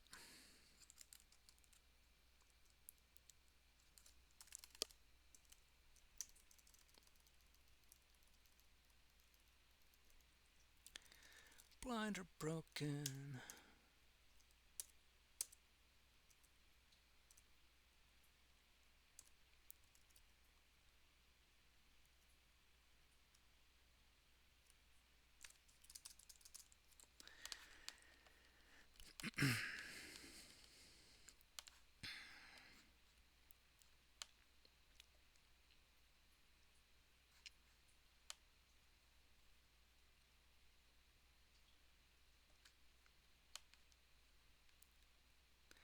Okay. Whosoever bringeth a peace offering unto the Lord, according as he has appointed, or a vow, or a freewill offering, in ox or sheep that is without deformity, he shall be accepted. There shall be also no blemish therein, blind or broken or wounded, or have a wen, or be mange or scabbed. Ye shall not offer such unto the Lord, nor put an offering of any such upon the altar unto the Lord. An ox or a sheep that hath any member out of proportion mayest thou offer for a freewill offering, but for a vow it shall not be accepted. Ye shall not offer it unto the Lord that is bruised or broken, or plucked out that which is bruised or plucked out or cut away. Neither shall you make any such in your land. Oh, neither of a stranger's hand shall you offer bread unto your God of any such. Offer bread. Interesting. Because their corruption is in them, and they have deformity in themselves, and therefore shall they not be accepted for you. And the Lord spake unto Moses, saying, When an ox or a sheep or a goat is brought forth, it shall be 7 days under the dam, and from the 8th day forth it shall be accepted for a sacrifice unto the Lord. And whether it be ox or sheep, ye shall not kill it, and her young, both in 1 day. When you will offer a thank offering unto the Lord, offer it that ye may be accepted. And the same day it must be eaten up, so that you leave none of it until the morrow. I am the Lord. Therefore shall ye keep my commandments and do them. I am the Lord. Neither shall ye pollute my holy name, but I will be hallowed among the children of Israel. I am the Lord which hallow you, and that brought you out of the land of Egypt to be your God. I am the Lord. 23. And the Lord spake unto Moses, saying, Speak unto the children of Israel, and say unto them, These are my feasts, even the feasts of the Lord, which ye shall call holy convocations. 6 days ye shall work, but the 7th day is the Sabbath of rest, and holy convocation, so that ye do no work therein. It is the Sabbath of the Lord in all your dwellings. These are the feasts of the Lord, even holy convocations, which ye shall proclaim in their seasons. In the 14th day of the first month at even is the Lord's Passover. And in the 15th day of the same month is the feast of sweet bread unto the Lord. 7 days ye must eat unleavened bread. In the first day ye shall have an holy convocation. Ye shall do no laborious work therein, but ye shall offer sacrifices unto the Lord throughout those 7 days. And in the 7th day is an holy convocation. Ye shall do no laborious work therein. And the Lord spake unto Moses, saying, let me see real quick here. Okay. Speak unto the children of Israel, and say unto them, When ye be come into the land which I give unto you, and reap down the harvest thereof, ye shall bring a sheaf of the first fruits of your harvest unto the priest, which shall wave the sheaf before the Lord to be accepted for you. And even the morrow after the Sabbath the priest shall wave it. And ye shall offer that day, when ye wave the sheaf, an he lamb without blemish of a year old, for a burnt offering unto the Lord. And the meat offering thereof shall be made of 2/10 deals of fine flour mingled with oil, to be a sacrifice unto the Lord for a sweet savour. And the drink offering thereof shall be of wine, even the 4th deal of an hin. And ye shall eat neither bread nor parched corn, nor fermenty,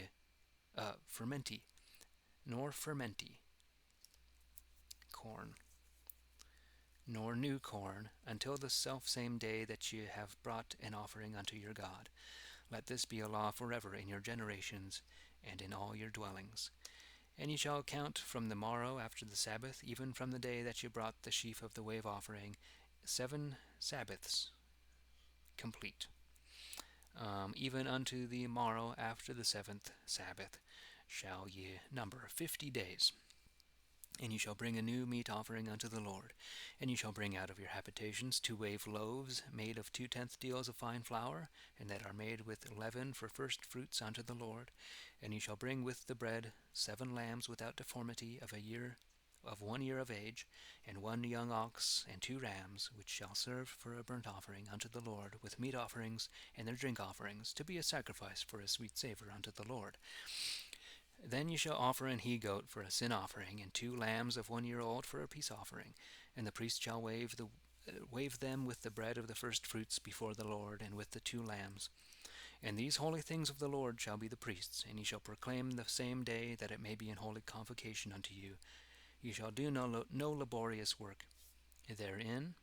Look at that, laborious. What's that? Let it be a law forever in all your dwellings, and in all your generations. And when ye reap down your harvest, thou shalt not make clean riddance of thy field, neither shalt thou make after gathering of thy harvest, but shalt leave it unto the poor and the stranger. I am the Lord your God. And the Lord spake unto Moses, saying, Speak unto the children of Israel, and say, In the 7th month, in the 1st day of the month, shall ye have rest, even the remembrance of blowing of trumpets, and holy convocation. You shall do no laborious work therein, but offer sacrifice unto the Lord. And the Lord spake unto Moses, saying, The 10th day also of oh, the 7th month, the same 7th month, is a day of reconciling. Therefore shall it be in holy convocation unto you. And ye shall humble your souls, and offer sacrifice unto the Lord. Ye shall do no work the same day, for it is a day of reconciling, to make an atonement for you before the Lord your God. For whatsoever soul it be that humbleth not himself that day, he shall be destroyed from among his people. And whatsoever soul do any manner work that day, the same soul will I destroy from among his people. Ye shall do no manner work therefore. Let it be a law forever in your generations, and in all your dwellings. Let it be unto you a Sabbath of rest, and ye shall humble your souls in the 9th day of the month at even.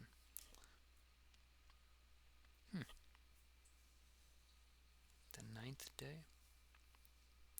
From even to even shall ye rest in your Sabbath. And the Lord spake unto Moses, saying, Speak unto the children of Israel, and say, The 15th day of the same 7th month is the Feast of Tabernacles, 7 days unto the Lord. The 1st day is an holy convocation. Ye shall do no laborious work. 7 days ye shall offer sacrifice unto the Lord. And in the 8th day shall be an holy convocation unto you, and ye shall offer sacrifices unto the Lord. It is the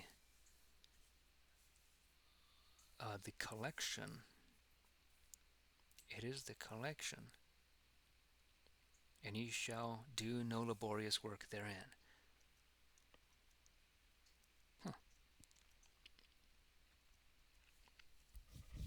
These are the feasts of the Lord which ye shall call holy convocations, for to offer sacrifice unto the Lord, burnt offering, meat offering, peace offering, and drink offerings.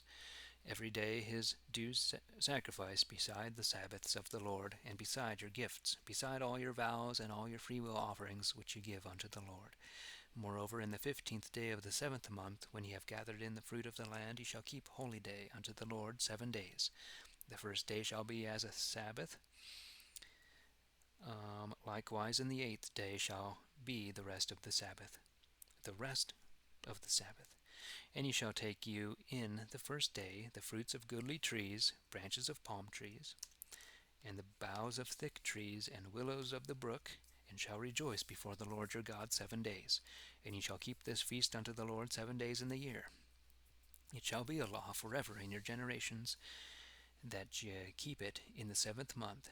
Ye shall dwell in booths 7 days, even all that are Israelites born, shall dwell in booths, that your children after you may know how that I made the children of Israel to dwell in booths when I brought them out of the land of Egypt. I am the Lord your God. And Moses spake unto the children of Israel concerning the feasts of the Lord.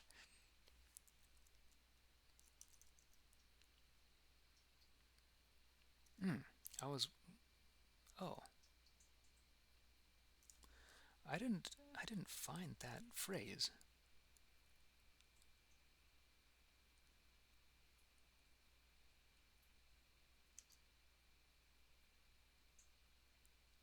Oh, this is totally different, isn't it?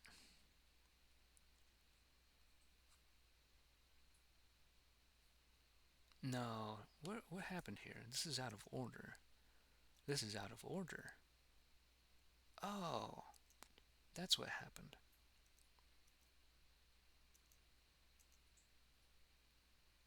This page is it's the wrong page. Huh, isn't it? The Jubilee. It doesn't seem like it's the wrong page. No, what is this?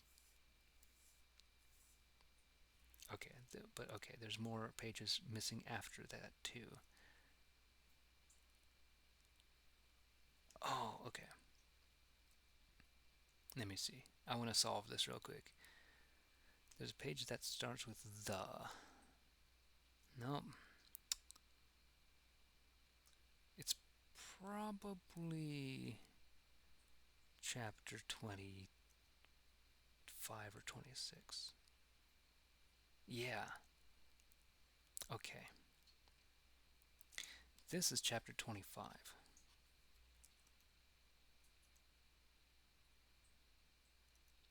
Huh, okay. Well, we figured that out. Anywho, 24. Let's go back to the other one.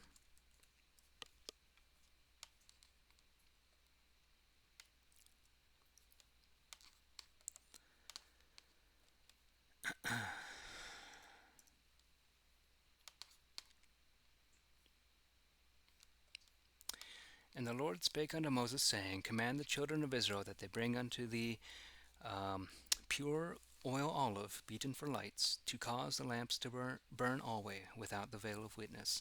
In the tabernacle of witness shall Aaron dress them both, even and morning, before the Lord always. Let it be a law forever in your generations. He shall dress the lamps upon the pure candlestick before the Lord perpetually. And thou shalt take fine flour and bake 12 wassels. What is that? Bake 12 wafers, wassels thereof. 2/10 deals shall be in one wassel. Let me find out what that's supposed to be.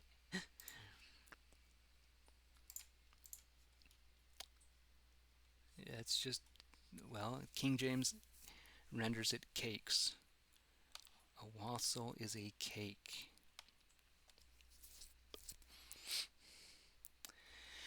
And thou shalt set them in 2 rows, 6 on a row, upon the pure table before the Lord, and put pure frankincense upon the rows, that they may be bread of remembrance, and an offering to the Lord. Every Sabbath he shall put them in rows before the Lord evermore. Of the children of Israel shall they be offered for an everlasting covenant. And they shall be Aaron's and his sons, which shall eat of them in the holy place. For they are most holy unto him of the offerings of the Lord, of the Lord's possessive, by a perpetual statute. Hey. And the son of an Israelitish wife, whose father was an Egyptian, went out among the children of Israel.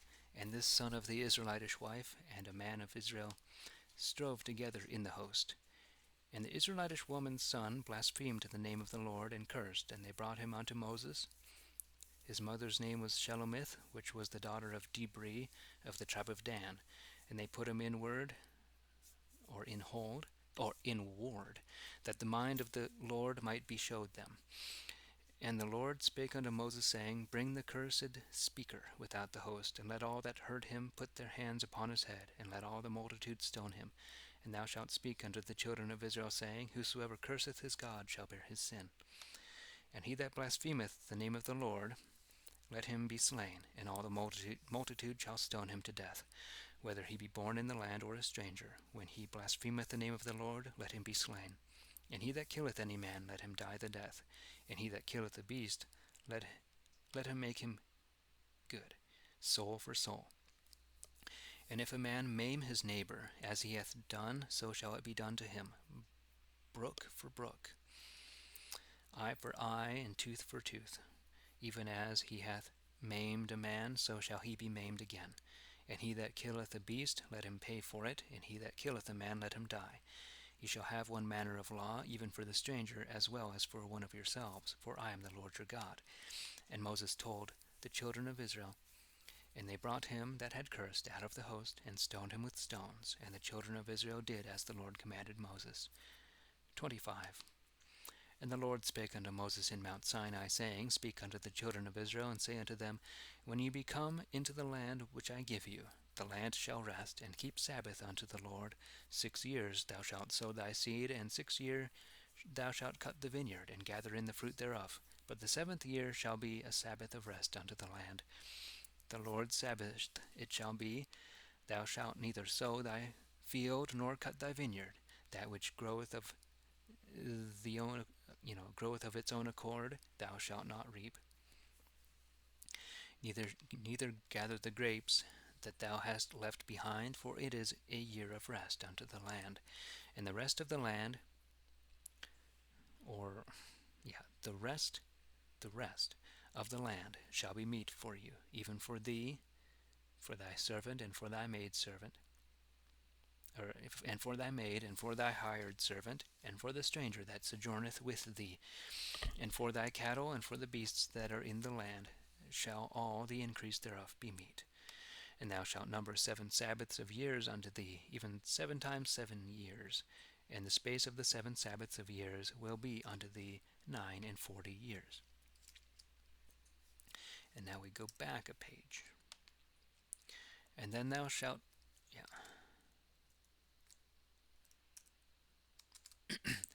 make a trump blow. In the 10th day of the 7th month, even in the day of atonement, shall ye make the trump blow throughout all your land. And thou shalt hallow that year, even the 50th year, and proclaim liberty throughout the land unto all the inhabitants thereof. For it shall be a year of jubilee unto you. And ye shall return every man unto his possession, and every man unto his kindred again. A year of jubilee shall that 50th year be unto you. Ye shall not sow, neither reap that which groweth of itself, neither gather the grapes that are left.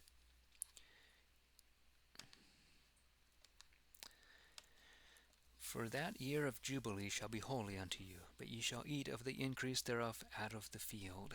In the year of this jubilee ye shall return every man, every one of you, unto his possession again. If thou sellest aught unto thy neighbor, or buyest of thy neighbor's hand, ye shall not deceive one another. But according to the number of years after the jubilee year thou shalt buy of thy neighbor, and according unto the number of years and of the fruits he shall sell unto thee. According unto the multitude of years he shall increase the price thereof, and according to the fewness of years he shall minish the price of it. For the number of fruits doth he sell unto thee. Deceive not ye therefore every man his neighbor, but thou shalt fear thy God, for I am the Lord your God. Wherefore ye shall do after mine ordinances, and keep my laws, and do them. And ye shall dwell in the land in safety. And the Lord shall give her fruit, the land's fruit, and ye shall eat your fill, and dwell therein in safety. And if ye shall say, What shall we eat in the 7th year? For we shall not sow, nor gather in our increase. I will send my blessing upon you in the 6th year, and it shall bring forth fruit for 3 years. And ye shall sow the 8th year, and eat yet of old corn until the 9th year. Even until her fruits come, ye shall eat of old store. The land shall not be sold to be waste, for the land is mine, and ye be but strangers and sojourners with me. In all the land of your possession ye shall grant a redemption for the land. If thy brother be waxed poor, and hath sold away of his possession, and if any of his kin come to redeem it, let him buy out that which his brother sold. And if he have no man to redeem it, let his hand get so much as may be sufficient to buy it out again, and let him count how long it hath been sold, and deliver the rest unto the man to whom he sold it, that he may return to his possession again. And if his hand cannot get sufficient to restore to the other again, then that which is sold shall remain in the hand of him that hath bought it until the year of jubilee. And in the jubilee it shall come out, and he shall return unto his possession again. And if a man sell a house or a dwelling within the walls of a city, he may buy it out again within a whole year after it is sold. Even any day of the year shall he redeem it again. And if he buy it not out again within the space of a full year, then the house that is in the walled city shall be established, and be his own that bought it, and his successors after him. It shall not go out in the jubilee. But the houses of villages which have no walls round about them are counted as the field of the country, and therefore they may be bought out again, and shall return in the jubilee. Notwithstanding, the cities of the Levites, and the houses of the cities of their possession, may the Levites redeem at all seasons. And if a man purchase aught of the Levites, the house that was sold and the city of their possession shall go out in the year of jubilee, for the houses of the cities of the Levites are their possession among the children of Israel. But the field of the suburb that is beside their cities may not be sold, but is their perpetual possession. If thy brother be waxen poor and fallen in decay with thee, thou shalt relieve him, both the stranger and sojourner, that he may live with thee, and thou shalt take none usury of him, or vantage, but thou shalt fear thy God, that thy brother may live with thee. Thou shalt not give him thy money upon usury, nor lend him thy corn for increase. I am the Lord your God, which brought you out of the land of Egypt, to give you the land of Canaan, and to be your God. If thy brother that dwelleth by thee be waxen poor, and be sold unto thee, thou shalt not compel him to the bondage of servants, but as an hired servant, and as a sojourner he shall be with thee, and shall serve thee unto the Lord a year of jubilee. And then shall he depart from thee, both he and his children with him, and shall return unto his own kindred again, and unto the possession of his fathers, for they are my servants, which I brought out of the land of Egypt, and shall not therefore be sold as bondmen. Thou shalt not reign over him cruelly, but shalt fear thy God. Thy bondservant and thy bondmaid, which thou shalt have, shall be of the heathen that are round about you.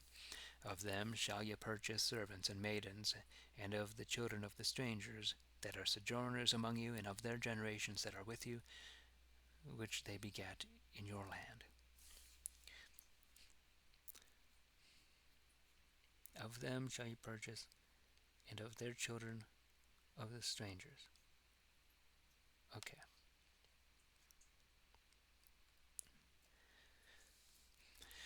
These shall be your possession, and ye shall take them as inheritance for your children after you to possess them. They shall be your bondmen forever. But over your brethren, the children of Israel, ye shall not reign one over another cruelly. If a sojourner or a stranger wax rich by thee, and thy brother that dwelleth by him wax poor, and sell himself unto the stranger or sojourner by thee, or to any of the stranger's kin, after that he is sold, he may be redeemed again. One of his brethren that will, either his uncle or his uncle's son, may buy him out, or any that is nigh of kin unto him of his kindred may redeem him, either of his hand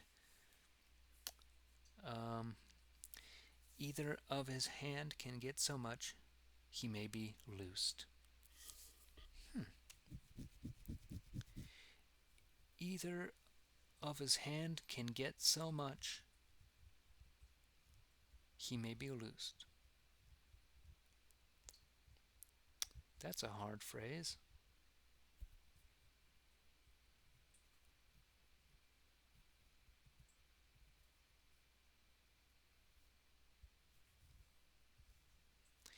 And he shall reckon with him that bought him from the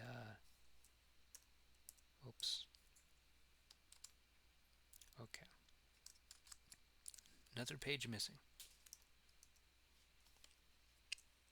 Let's see. And he shall reckon with him that bought him from the year that he was sold in unto the year of jubilee, and the price of his buying shall be valued according unto the number of years. As a hired servant shall he be with him. If there be yet many years behind, according unto them, according unto the years, let him give again for his deliverance of the money that he was bought for. If there remain but few years unto the year of jubilee, let him count with him again, and according unto his years give him again for his redemption. And he shall be with him year by year as an hired servant, and the other shall not reign cruelly over him in thy sight. If he be not redeemed thus, he shall go out in the year of jubilee, both he and his children with him. For the children of Israel are my servants, which I brought out of the land of Egypt. I am the Lord your God.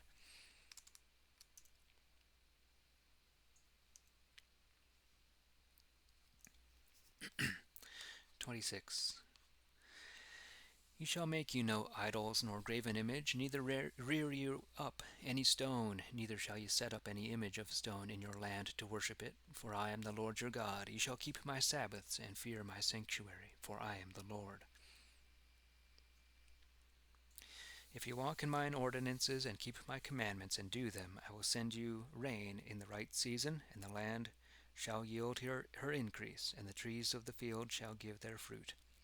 And the threshing shall reach unto wine harvest, and the wine harvest shall reach unto sowing time.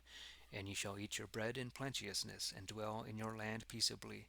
And I will send peace in the land, and ye shall sleep without any man to make you afraid. And I will rid evil beasts out of the land, and there shall no sword go throughout your land. And ye shall chase your enemies, and they shall fall before you upon the sword. And 5 of you shall chase 100, and 100 of you shall put 10,000 to flight. And your enemies shall fall before you upon the sword. For I will have respect unto you, and make you increase, and multiply you, and set up my covenant with you.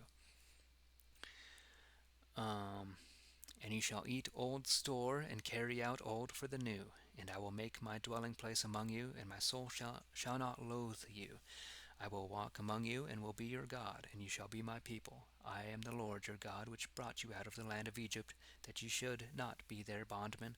And I have broken the chains of your yoke, and made you go upright. And if ye will not hearken unto me, nor will do all these my commandments, and if ye shall despise mine ordinances, either if your soul abhor my laws, so that you will not do all my commandments, but break mine appointment, I also will do this unto you. For I will bring upon you fearfulness, swelling of body, and the burning ague, to consume your eyes, and gender sorrow of heart.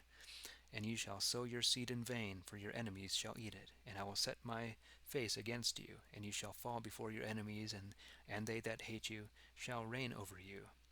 And ye shall flee when no man followeth you. And if you will not yet for all this hearken unto me, then will I punish you 7 times more for your sins, and will break the pride of your stubbornness. And I will make your heaven as iron, and your earth as brass, and your labor shall be spent in vain. For your land shall not give her increase, neither shall the trees of the land give their fruits. And if ye walk contrary unto me, and will not hearken unto me, I will bring 7 times more plagues upon you, according to your sins. I will also send in wild beasts upon you, which shall rob you of your children, and destroy your cattle, and make you few in number, and cause your highways to grow unto a wilderness. And if ye may not be reformed by these things, but shall walk contrary unto me, then will I also walk contrary unto you, and will punish you yet 7 times for your sins. And I will send a sword upon you that shall avenge my testament. And when ye are gathered together within your cities, I will send the pestilence among you, and ye shall be delivered into the hand of the enemy. And when I have broken the staff of your bread, 10 wives shall bake your bread in one oven, and they shall deliver you your bread again by weight. You shall eat and not be satisfied. Oops.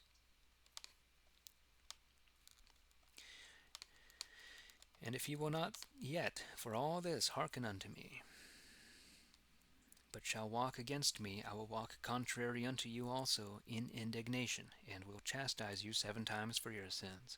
And ye shall eat the flesh of your sons, and the flesh of your daughters shall ye devour.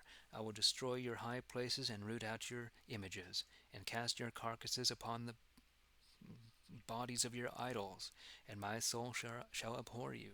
And I will make your cities desolate, and bring your sanctuary unto naught, and will not smell the sweetness of your odors. I will bring the land unto a wilderness, and your enemies which dwell therein shall wonder at it. And I will strew you among the heathen, and will draw out a sword after you, and your land shall be waste, and your cities desolate. Then shall the land enjoy her Sabbaths, as long as it lieth void, and ye shall be in your enemy's land. Even then shall the land rest, and rejoice in her Sabbaths. As long as it lieth void it shall rest, because it did not rest in your Sabbaths when ye dwelt upon it. And upon them that are left alive of you I will send a faintness into their hearts in the land of their enemies, and the sound of a shaking leaf shall chase them. And when they flee the sword, they shall fall, no man following upon them. They shall fall one upon another, as it were before a sword, even no man following upon them. and ye shall have no power to stand before your enemies, and ye shall perish among the heathen, and the land of your enemies shall eat you up. And they that are left of you shall pine away in their unrighteousness. Even in their enemies' land, and in the misdeeds of their fathers shall they consume, be consumed of themselves. And they shall confess their misdeeds and the misdeeds of their fathers for their trespass which they have trespassed against me, and for that also that they have and for that also they have walked contrary unto me. Therefore I also will walk contrary unto them, and will bring them into the land of their enemies. And then at the last, no. And then at that last way, their uncircumcised hearts shall be tamed. At the last way? That's interesting. I guess I gotta look that up. Lest way or something.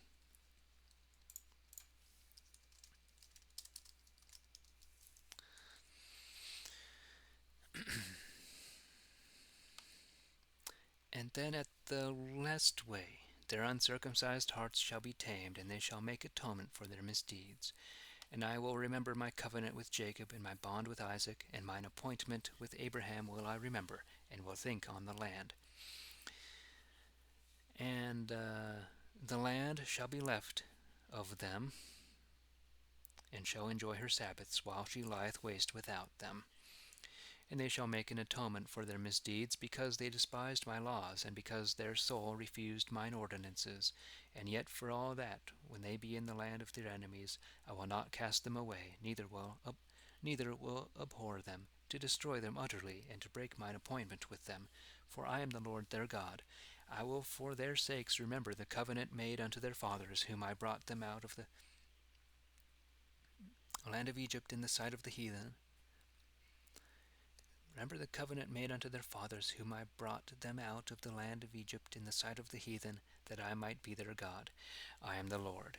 These are the ordinances and judgments and laws which the Lord made between him and the children of Israel in Mount Sinai by the hand of Moses. 27.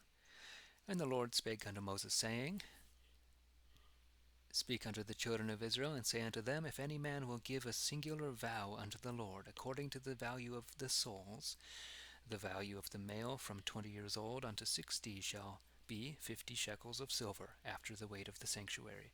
And if it be a female, the value shall be 30 shekels, and from 5 years to 20, the male shall be set at 20 shekels, and the female at 10 shekels. And from a month unto 5 years, the male shall be set at 5 shekels of silver, and the female at 3. And he that is 60 years old and above shall be valued at 15 shekels, and the woman at 10. And if he be too poor, so to be set. And if he be too poor, so to be set, he shall present himself before the priest.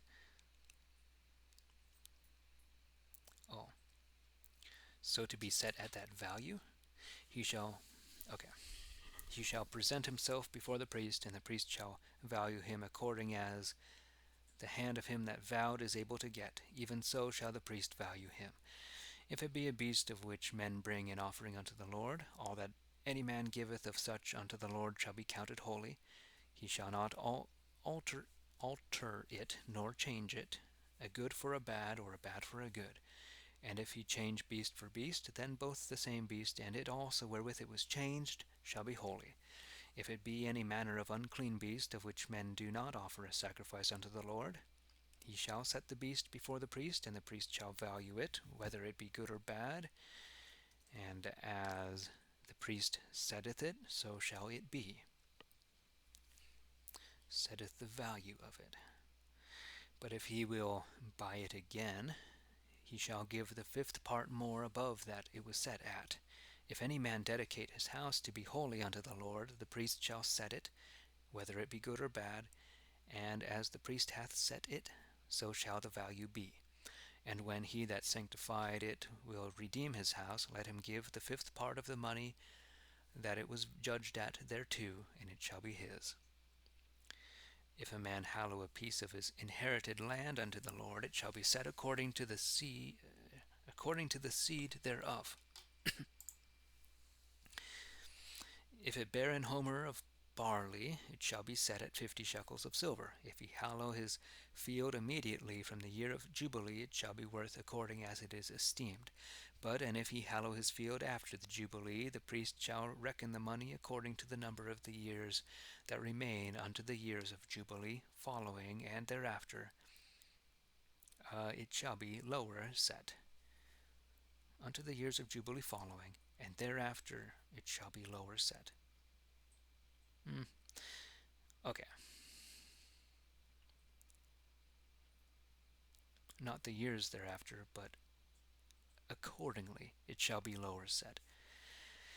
If he that consecrated the field will redeem it again, let him put the fifth part of the price that it was set at thereunto, and it shall be his. And if he will not redeem the field, but selleth the field to another man, he that vowed may redeem it no more.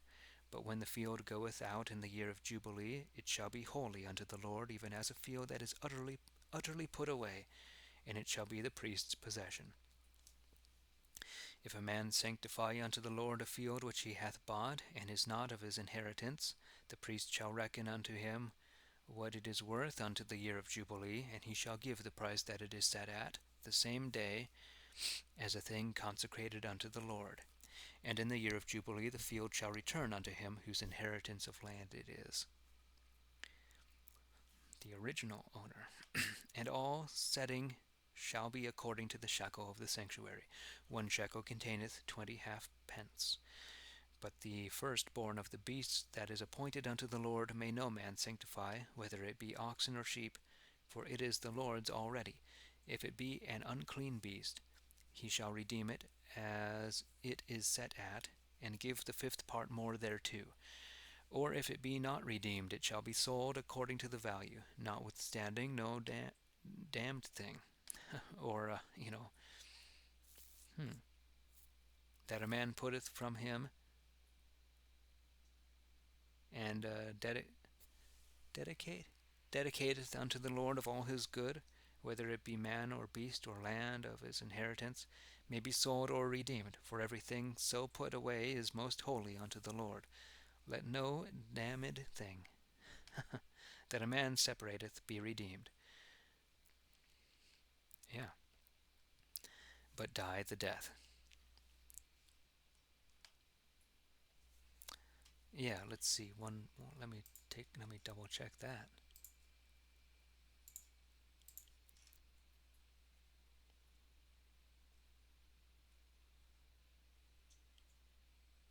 Yeah, devoted thing.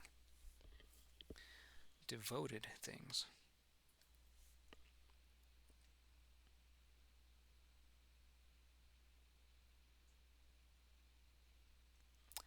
A devoted thing is devoted to death.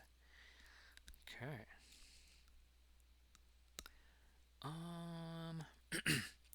Every tithe of the land which is of the seed of the land or of the fruit of the trees is the Lord's, and is sanctified unto the Lord. And if a man will redeem aught of his tithes, let him add the fifth part thereto, and every tithe of ox and of sheep, and of every beast that goeth under the rod, even every tenth, shall be holy unto the Lord.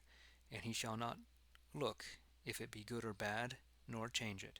Else if he change it, both it and that it was else if he change it, both it and that it was changed withal shall be hallowed unto the Lord, and may not be redeemed. That thing it was changed withal. These are the commandments which the Lord commanded by Moses unto the children of Israel in Mount Sinai, the end of the third book of Moses, called in the Hebrew this and that, and in the Latin Leviticus. I should just skip Vayikra.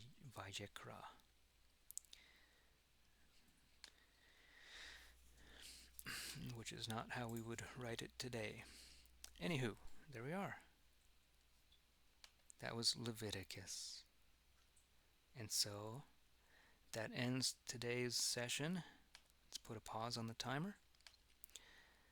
I thought about reading ahead a little bit, but I won't do that tonight. It was a pretty long session. So thank you all for watching, however long that you did stop by to watch. I appreciate you. And so with that, I love you. God bless you.